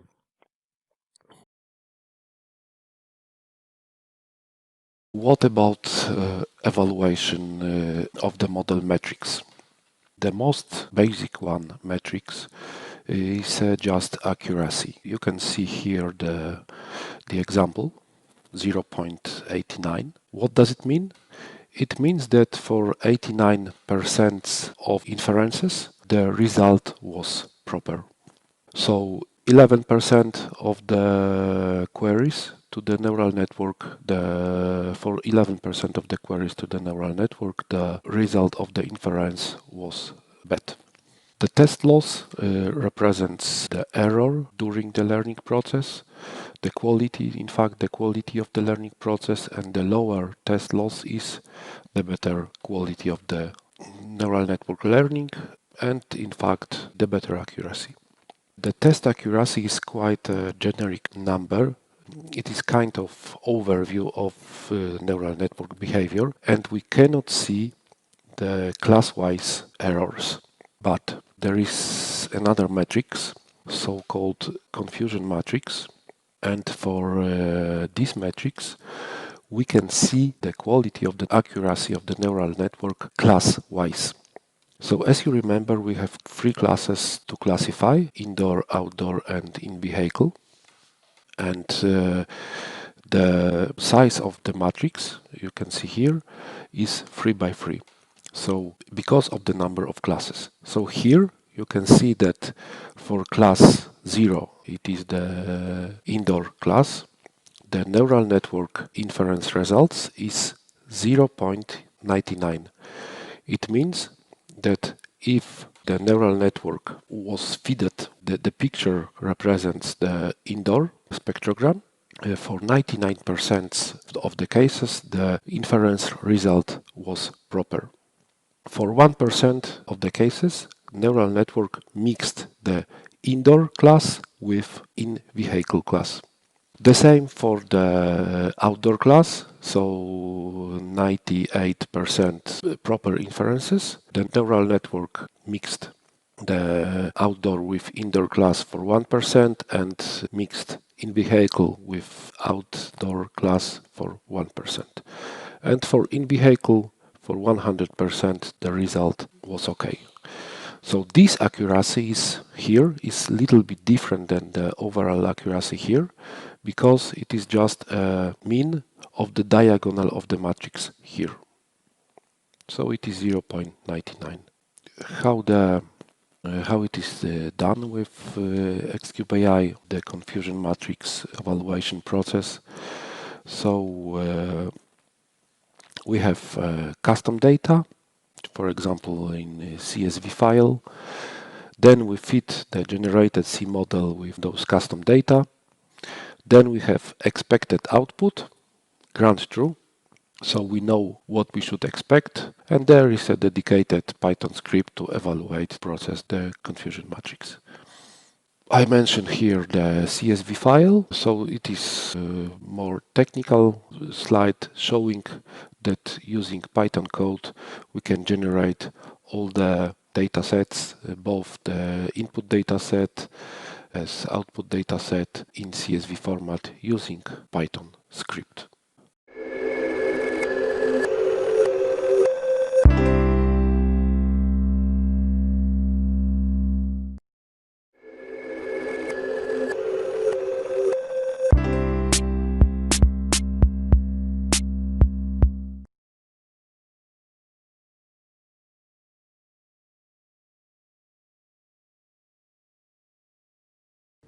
This is the presentation of the core of the ST offer in terms of AI. But first we need to start from STM32Cube.AI. So what is Qbi? Qbi, it is an MCU configurator and generator of the application code of the application template. This tool lets you in very easy graphical way configure your MCU, configure your project and generate C code, which can be so-called template or framework of the application. We have four main components or ingredients of the Qbi tool. Pin configurator, so you can easily configure all the GPIOs of the MCU. This example is very simple. This is LQFP64, but we have much more, much rich of pins MCUs. Clock tree configurator. I think this is the one of the biggest advantage of the Qbi. You will see how complex the clock tree of our controller, our L475 controller is, and what and it was really nightmare before the Qbi release to the configuration of the clock tree, from 2 hours to 2 months, depends on the and now it is really pleasure. Then we can configure not only all the GPIOs, but we can configure all the peripherals like USART, ADC, DAC, timers, etc., as well in graphical way. And then we can simulate the current consumption, the power consumption, based on the already configured peripherals set and the particular clock frequency and the clock source. So that's all the basic functionalities of the Qbi. What is behind? Behind is a software library, and of course hardware. So we need to start from the hardware, from the microcontrollers. Then we have drivers, and it can be a hardware abstraction layer, So the high-level library, which covers all the peripherals, and the biggest advantage of this hardware abstraction layer, I think there are two. The portability, you can very easily migrate between families, and this is automatic process. You can use QB to migrate, for example, from STM32L4 to STM32F4 or F7, whatever. Of course, the simplicity of the coding, because you have hardware abstraction, so there is a lot of functions which covers all the peripherals and covers all the approaches like pooling, like interrupt mode, like DMA mode. Then we have board support packages, because we have different boards like Nucleo boards, the most simple one, like Discovery board, like evaluation board.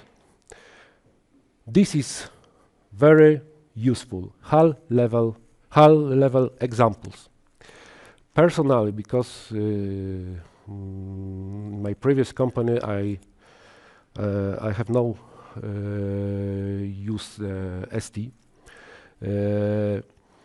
I have never used the documentation of HAL library, the paper, the PDF documentation. It is very well documented inside the source code, inside the .c file. The header of each module, it is just a quite nice documentation. How to start, how to what I should to do to start properly particular peripheral, for example. And we have really huge set of the examples. I call those examples atomic examples, peripheral wise.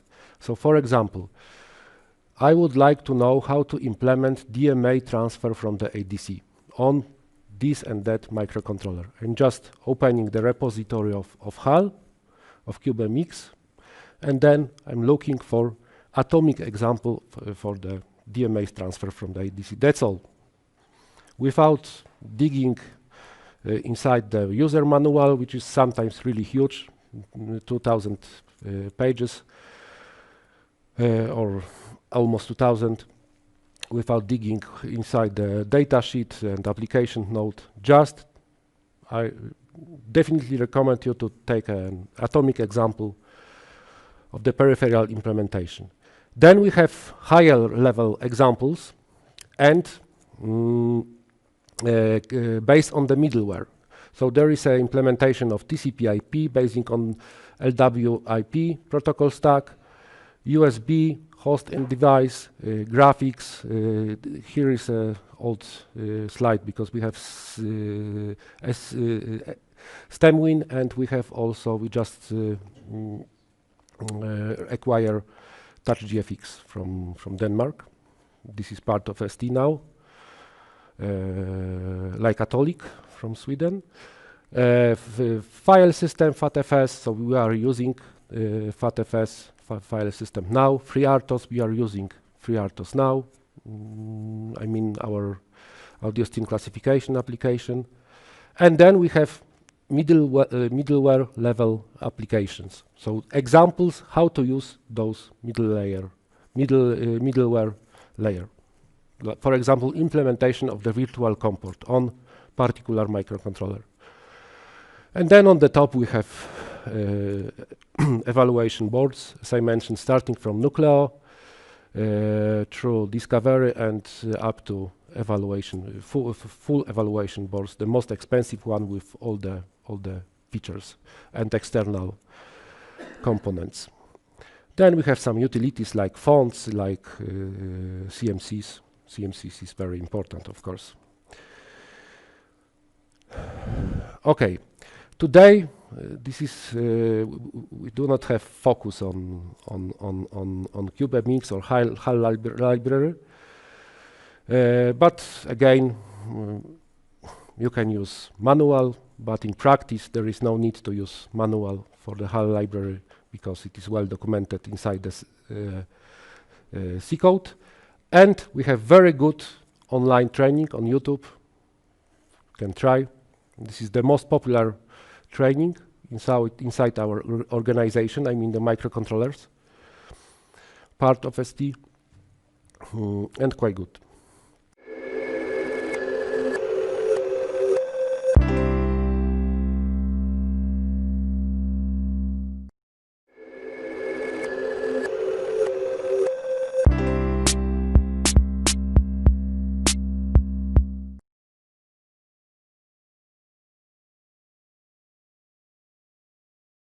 Please start CubeMX. I will do in parallel with you, and we will use today CubeMX version 5.3, and we will start from LED blinking, nothing new.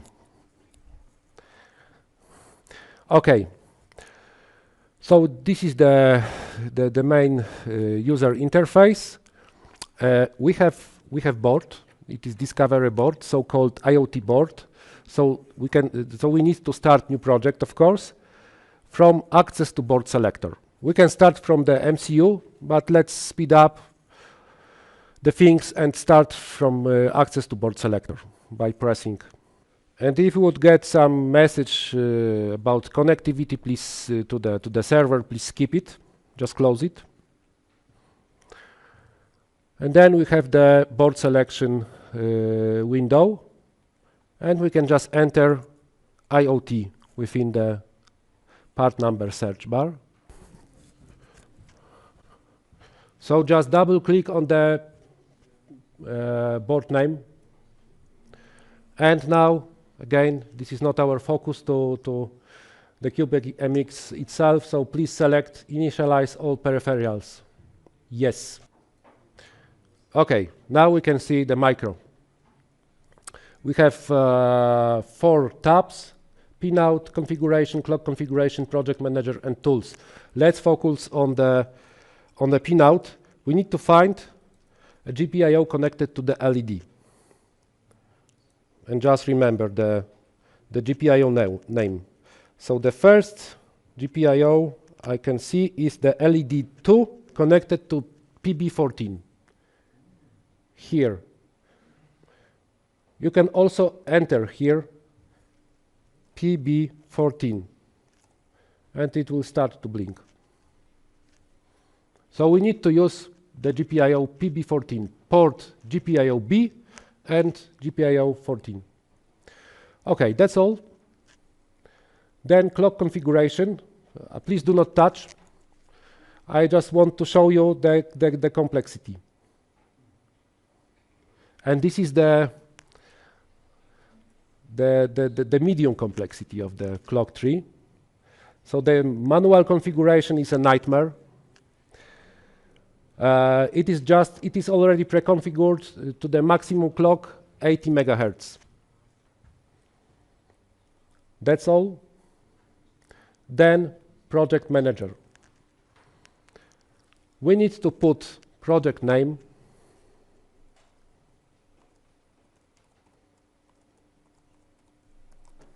Of course, you can put whatever you want. Then you need to select project location. I would propose this location, AI hands-on, because we will use TrueStudio, and TrueStudio sometimes doesn't accept long paths.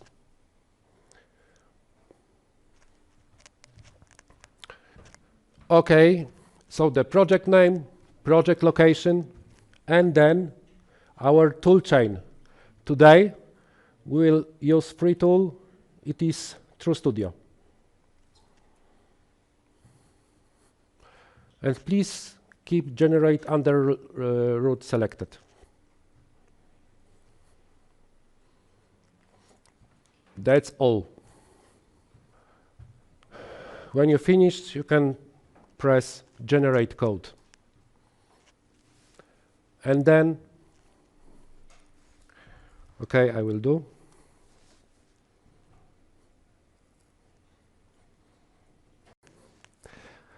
Okay, so we can see the message pop-up window. So Now I would propose to select Open Project. And on my PC, because I'm a supporter, I have a lot of tools, a lot of IDEs. I have no proper assignment to the Studio project, so I need to open folder. But you can select Open Project. In case of problems, you can follow my way. So I'm opening folder. Yes, the project is present.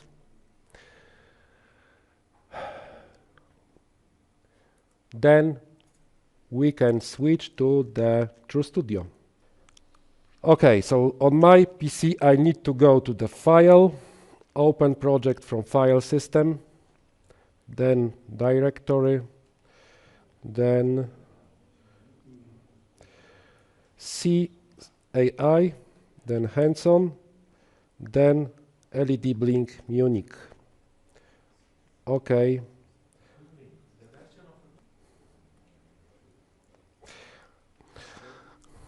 We can unroll the project. So within the project inspector of TrueStudio, please unroll your project, Blinky project. Then go to the SRC folder and unroll, double click on main.c.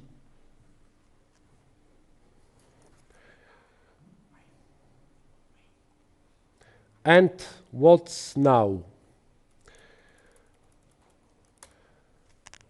You can see a lot of sections inside the comments. User code begin something. User code end something. So this is the code automatically generated by Qbi, and it is allowed to put the user code only inside the section. Maybe allowed, is it allowed? It is wrong description. I would suggest to put the user code inside the section. Otherwise, during regeneration, the code will be deleted. So we need to put the code inside the section. And let's go to the section number, user code section number 3. It is line number 123, as I remember well. 28. Here.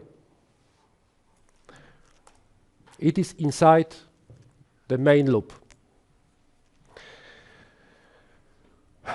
Be careful here, because we have two sections here. User code begin while, end while. There is a forbidden space. And then user section number 3. So the most often mistake of the green ones with Qbi is to put user code here. We know about this hint, so we will put the code here. So let's toggle the GPIO. Each function of the HAL library starts with the HAL header. Then there is the name of the resource of the peripheral, GPIO. Then there is an action.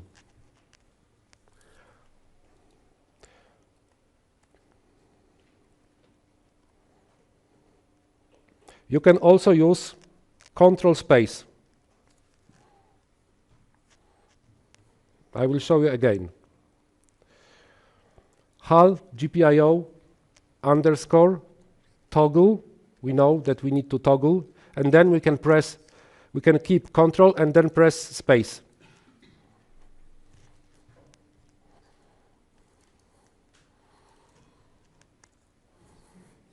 Do you remember which port we need to use? GPIO B. So this is the first parameter. And the second parameter is the particular line of the port number. GPIO pin 14. That's all or not.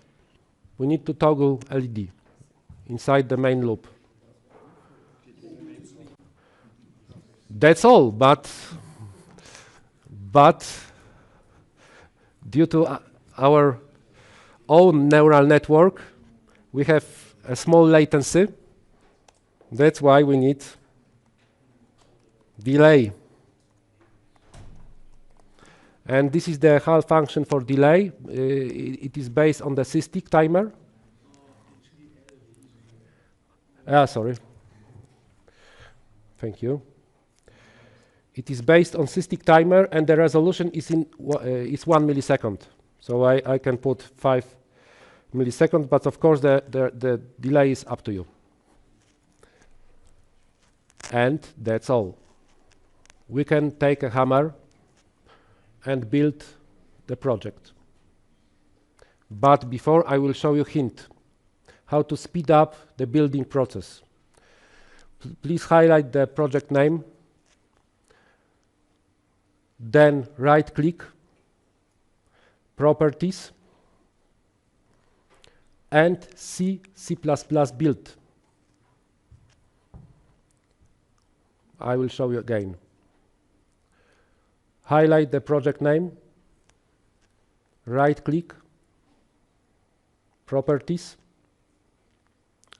C build, Behavior, Enable parallel build. And we will use all of the cores of our MPU. What is the problem with this setting? What could be the problem with this setting? Your IT administrator could kill you if you are compiling remotely, because you can block the server for the building process. So be careful. But today we can use it. Apply. OK. And then take a hammer.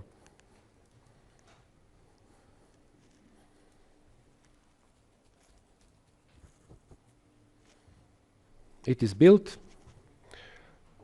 You can see the, I cannot see because I have resolution problem, but the resources usage.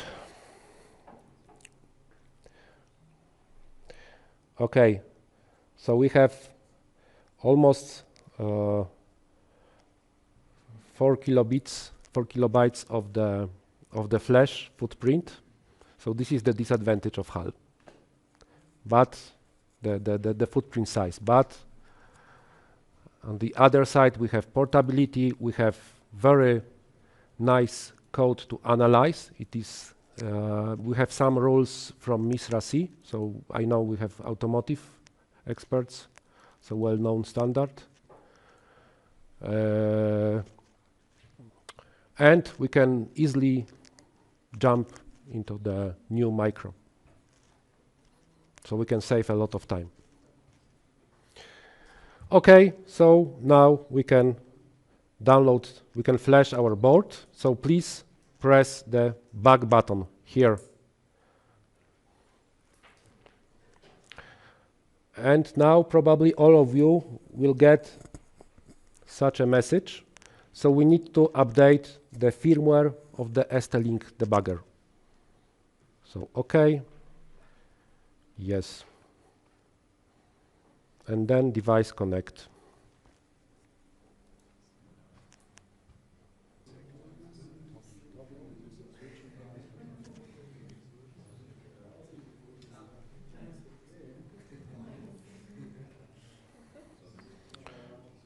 Okay.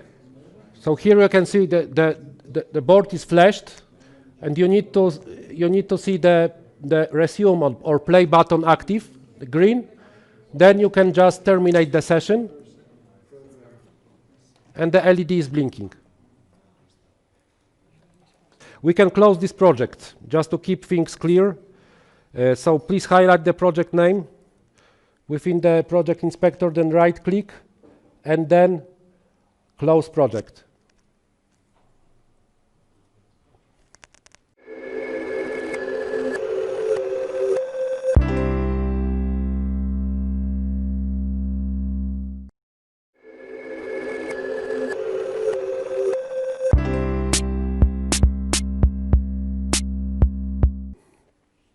Okay, during this lab, we will migrate the neural network model, just trained neural network model, the output from the Python script you have seen, .h5 file, we will migrate this model to the C code. Okay, so let's stay with CubeMX. We must start new project. And just to remind, 5.3 version. So access to board selector, or you can go here, file, new project, up to you. And then we need to enter IoT and double click on the part number and initialize all the peripherals. So we have our micro. And how do you think? What do we need to migrate the model?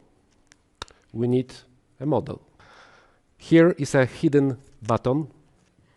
So please press additional software button. Then I propose to narrow the selection by selecting the artificial intelligence only. Okay, so we can see the Qbi expansion pack. Just to be more clear, we have STM32Cube.AI tool. This is the code generation. And we have HAL library, hardware abstraction library, to configure and to generate the source code for the initialization of microcontroller. And then we can extend the Qbi features with external libraries, which is so-called expansion package. And one of the expansion package example is Qbi. We have expansion package for the MEMS, for the Bluetooth, etc. Now we are focusing on the expansion package. In fact, this is library, or even more than library. This is repository with examples, library, documentation, etc. Now we are extending the CubeMX with Qbi expansion package version 4.0.0. The current one is 4.1.0, but today we will use 4.0.0. And STM32Cube.MX extended with Qbi, it is Cube.AI. Okay, let's unroll all the items.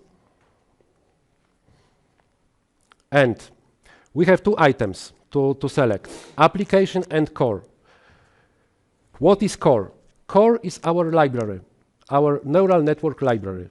Just to remind you, it is object format, it is object library without debug capability. Okay, so core, if we consider, I don't know, Bluetooth, core, it is equivalent of protocol stack. But protocol stack, it is only a tool. We need to put the application layer on the top, on the protocol stack, on the core. So we need to select core to activate the neural network library, our implementation of neural network algorithms, and we need to put on the top particular application. It can be your application.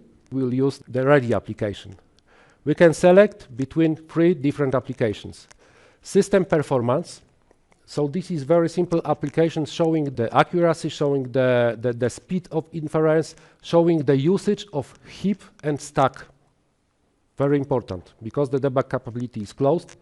So you can use system performance application, for example, if you interact with FreeRTOS, because FreeRTOS is using the controller heap, and it is important to control the heap usage. But today, we will not use system performance. We will use validation application, because we want to validate the neural network running on the top on the real silicon with the original model running on the top of my strong processor. It means that we will get what kind of error? Relative error, not absolute error. Because we will be comparing the predictions of the fully equipped model with the full precision, with a lot of resources, running on the PC with poor model on the top of microcontroller. We just want to evaluate, we just want to know what is a drop of the accuracy of the model migrated to silicon.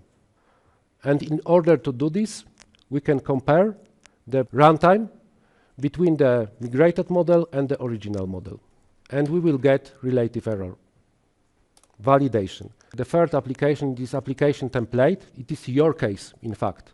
When you would like to use QBMX and you would like to start your custom application, you can select template application. So it will generate the template to fulfill with your source code. Of course, including the neural network library. Okay, validation and core must be selected and the version 4.0.0. So the additional item just appeared within the resources manager. Let's unroll it. And you can see that we have Qbi 4.0.0 item. So now we can configure this resource by clicking.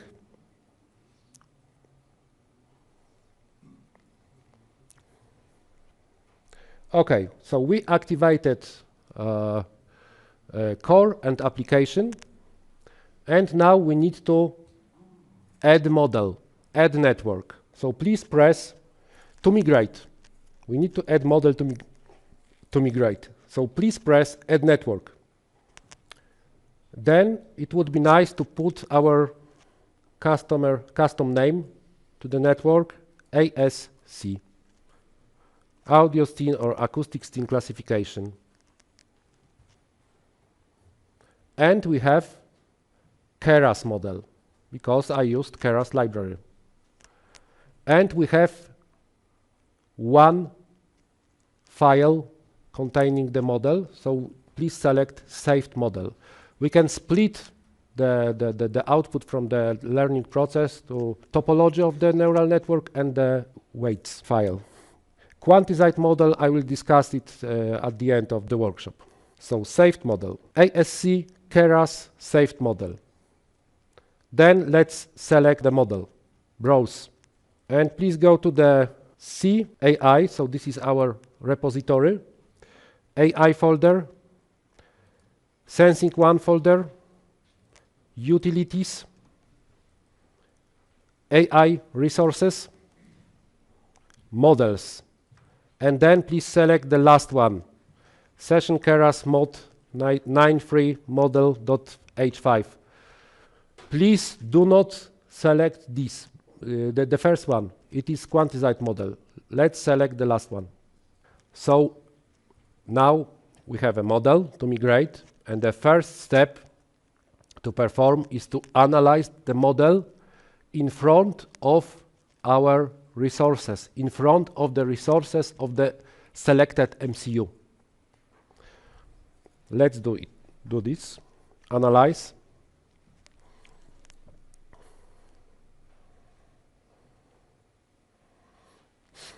Okay. The pop-up window just appears. Let's close this window to avoid confusing you with strange numbers. We will focus on the most important and most practical numbers. Those three values: complexity, flash occupation, and RAM occupation. Complexity, 517K of something, MACC. MACC means multiply and accumulate complexity. This is the unit, the universal unit, universal metric to evaluate the complexity of the neural network model. And what is the relation to the clock cycles? There is no direct relation, but do not worry, we can say that one MACC, it is about, this is the keyword, about 9 clock cycles for the Cortex M4 and 7 clock cycles for the Cortex M7. You can find those numbers in the documentation. So you can easily calculate, you can easily evaluate the number of clock cycles needed for one inference, for one prediction. The next value is well known to all of us, flash occupation. This is quite small model, only 31 kilobytes. But on my PC I have model which occupies about 3 megabytes of flash. And what should we do in such a case? Let's imagine that we are standing in front of such a problem. Here we have 3 megabytes. What should we do? We should start with the original model without touching the model, with validation on the desktop to see the accuracy of the model. So please press the validate on the desktop button. And now we are running and we are comparing two models, two runtimes. First runtime, it is the original model taken from the Python and running on the top of the Python, Keras and TensorFlow with double float precision. And on my 4-cores processor, this is our base to compare. And the second model migrated to C, which is running on the top of the C simulator here. C compiler and simulator. That's why it is so-called validate on desktop. And as a result, we will get the relative error. And the result is here. L2R, it is the relative error between the original model and migrated to C model running on the simulator. And this is, the number is quite nice because this is about 8 in power of minus 8. When the border, the threshold is 0.01. So it is okay. But this number, this border, this threshold, has been selected in, again, this is arbitrary selection. This is selection of our development team. You can select lower border to be acceptable, depends on application. Okay, let's press OK. I will explain you on the slide. Again, we have two models. The original Python, Keras, TensorFlow model on PC. And the generated C model, the migrated C model. Then we can use two different data sets. We can use random data set if we don't have custom data set, or we can use custom data set if we have. So alternative selection. Then we are feeding both models in the same time with the same data set. We are evaluating the relative error. Previously, we discussed the confusion matrix. So we had custom data set, and we were able to evaluate the absolute error because when we have custom data set, we know what we can expect. And we can use the absolute error evaluation both for the original model and for the migrated model. But relative model shows us what is the drop of the accuracy of the prediction of the inference after migration to C. Okay, but let's consider the big models. Let's imagine that here we have 3 megabytes. We just validated our model, it is okay, so the migrated model behavior is okay, the accuracy is the accuracy drop is acceptable, but we need to decrease the resources usage. We can do this using compression here. Let's select the compression factor 4.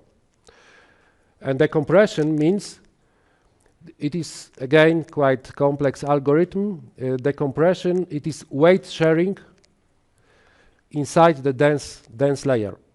So we are not touching the convolution, we are not touching the max pooling layers.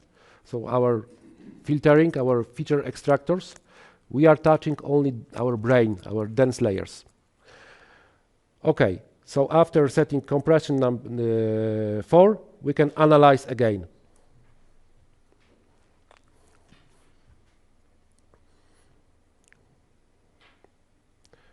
So we can observe now the dramatic reduction of the flash occupation, almost by 50%.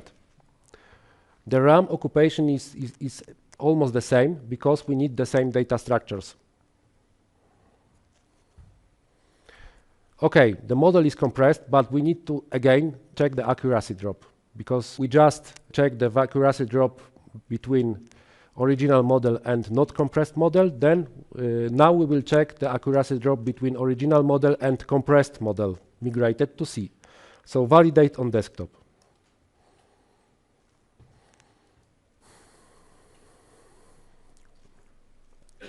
Okay, and now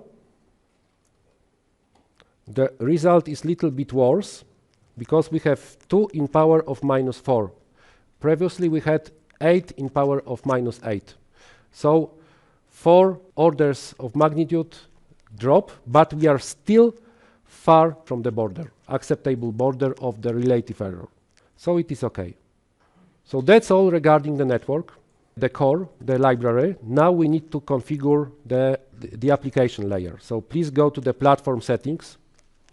And the application layer is very simple because we have only UART COM port to exchange data with the PC. So let's select USART asynchronous and USART1. We need COM port to exchange data with the PC to be able to validate the neural network accuracy on the real silicon. We need to send the data to the neural network and send back the results of the inference. Project Manager tab.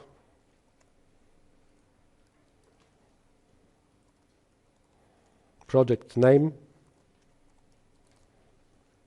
Then project location, C/AI/hands-on, and TrueStudio as a IDE, and we can generate code.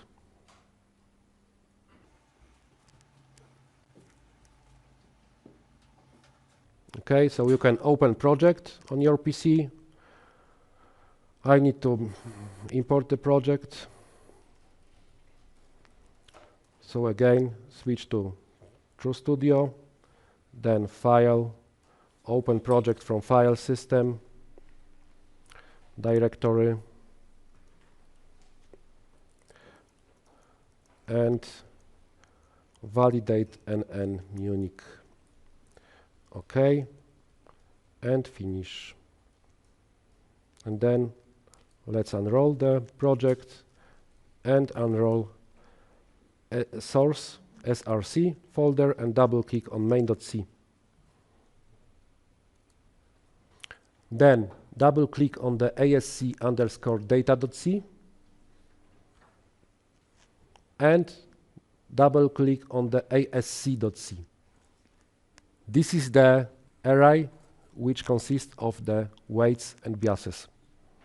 So in fact, all the neural network functionality is hidden behind those numbers. This is the frozen array with the coefficients of the neural networks. So we can call it as a meta program because the functionality of the neural network is hidden behind those numbers.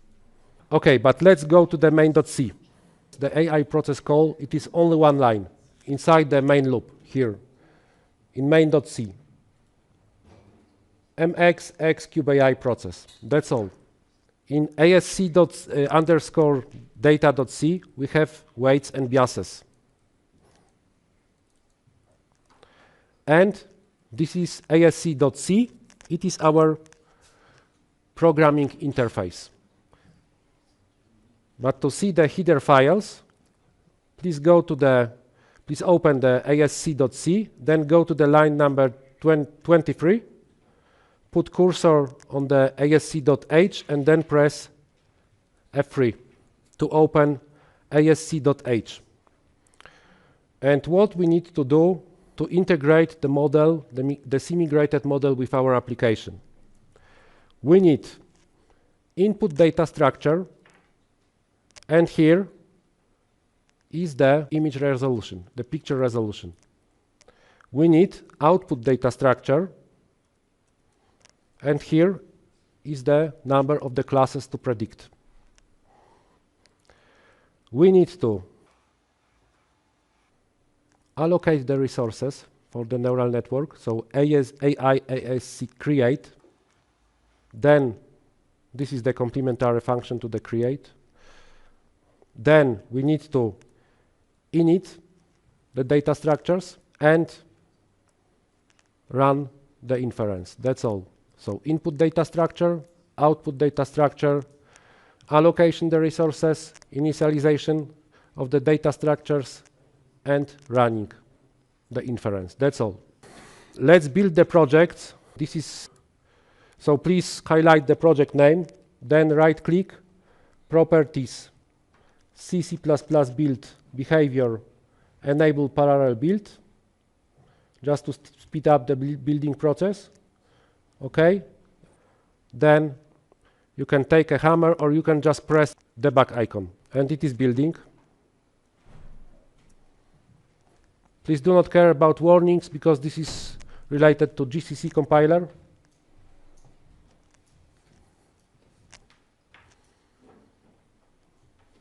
And when board is flashed, so the play button or the resume button is active, we can terminate the session.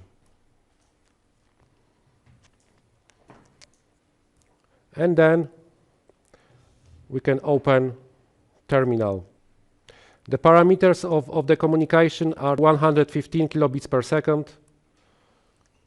Okay. And we need to press black button. And the action to perform is described here. At this point, we should close the terminal. To free the virtual COM port for the data exchange with the QBMX. You can skip this step. And then let's come back to the QBMX and our network or ASC or whatever name you put.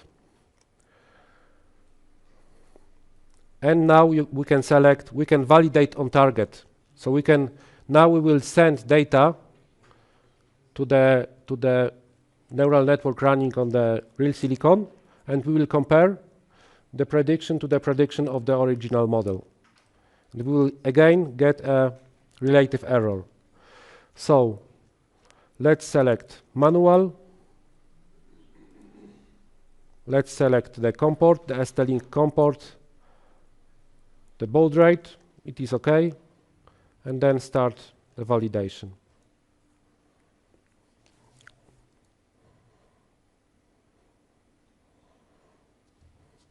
So it is only 114 pictures to validate. And we can see the accuracy is almost the same, 1.9 in power of -4, like during the running the network on the top of the simulator, C simulator. So our neural network model running on the silicon is okay. This is the conclusion. You can ask, okay, it is nice to validate the network, but how to update my application with the new model? We just need to exchange 4 files. We need to exchange the file containing the weights and biases and companion.h file, companion header file, and we need to extend the programming interface, so asc.c and companion.h file. So we need to be Windows Explorer experts. That's all.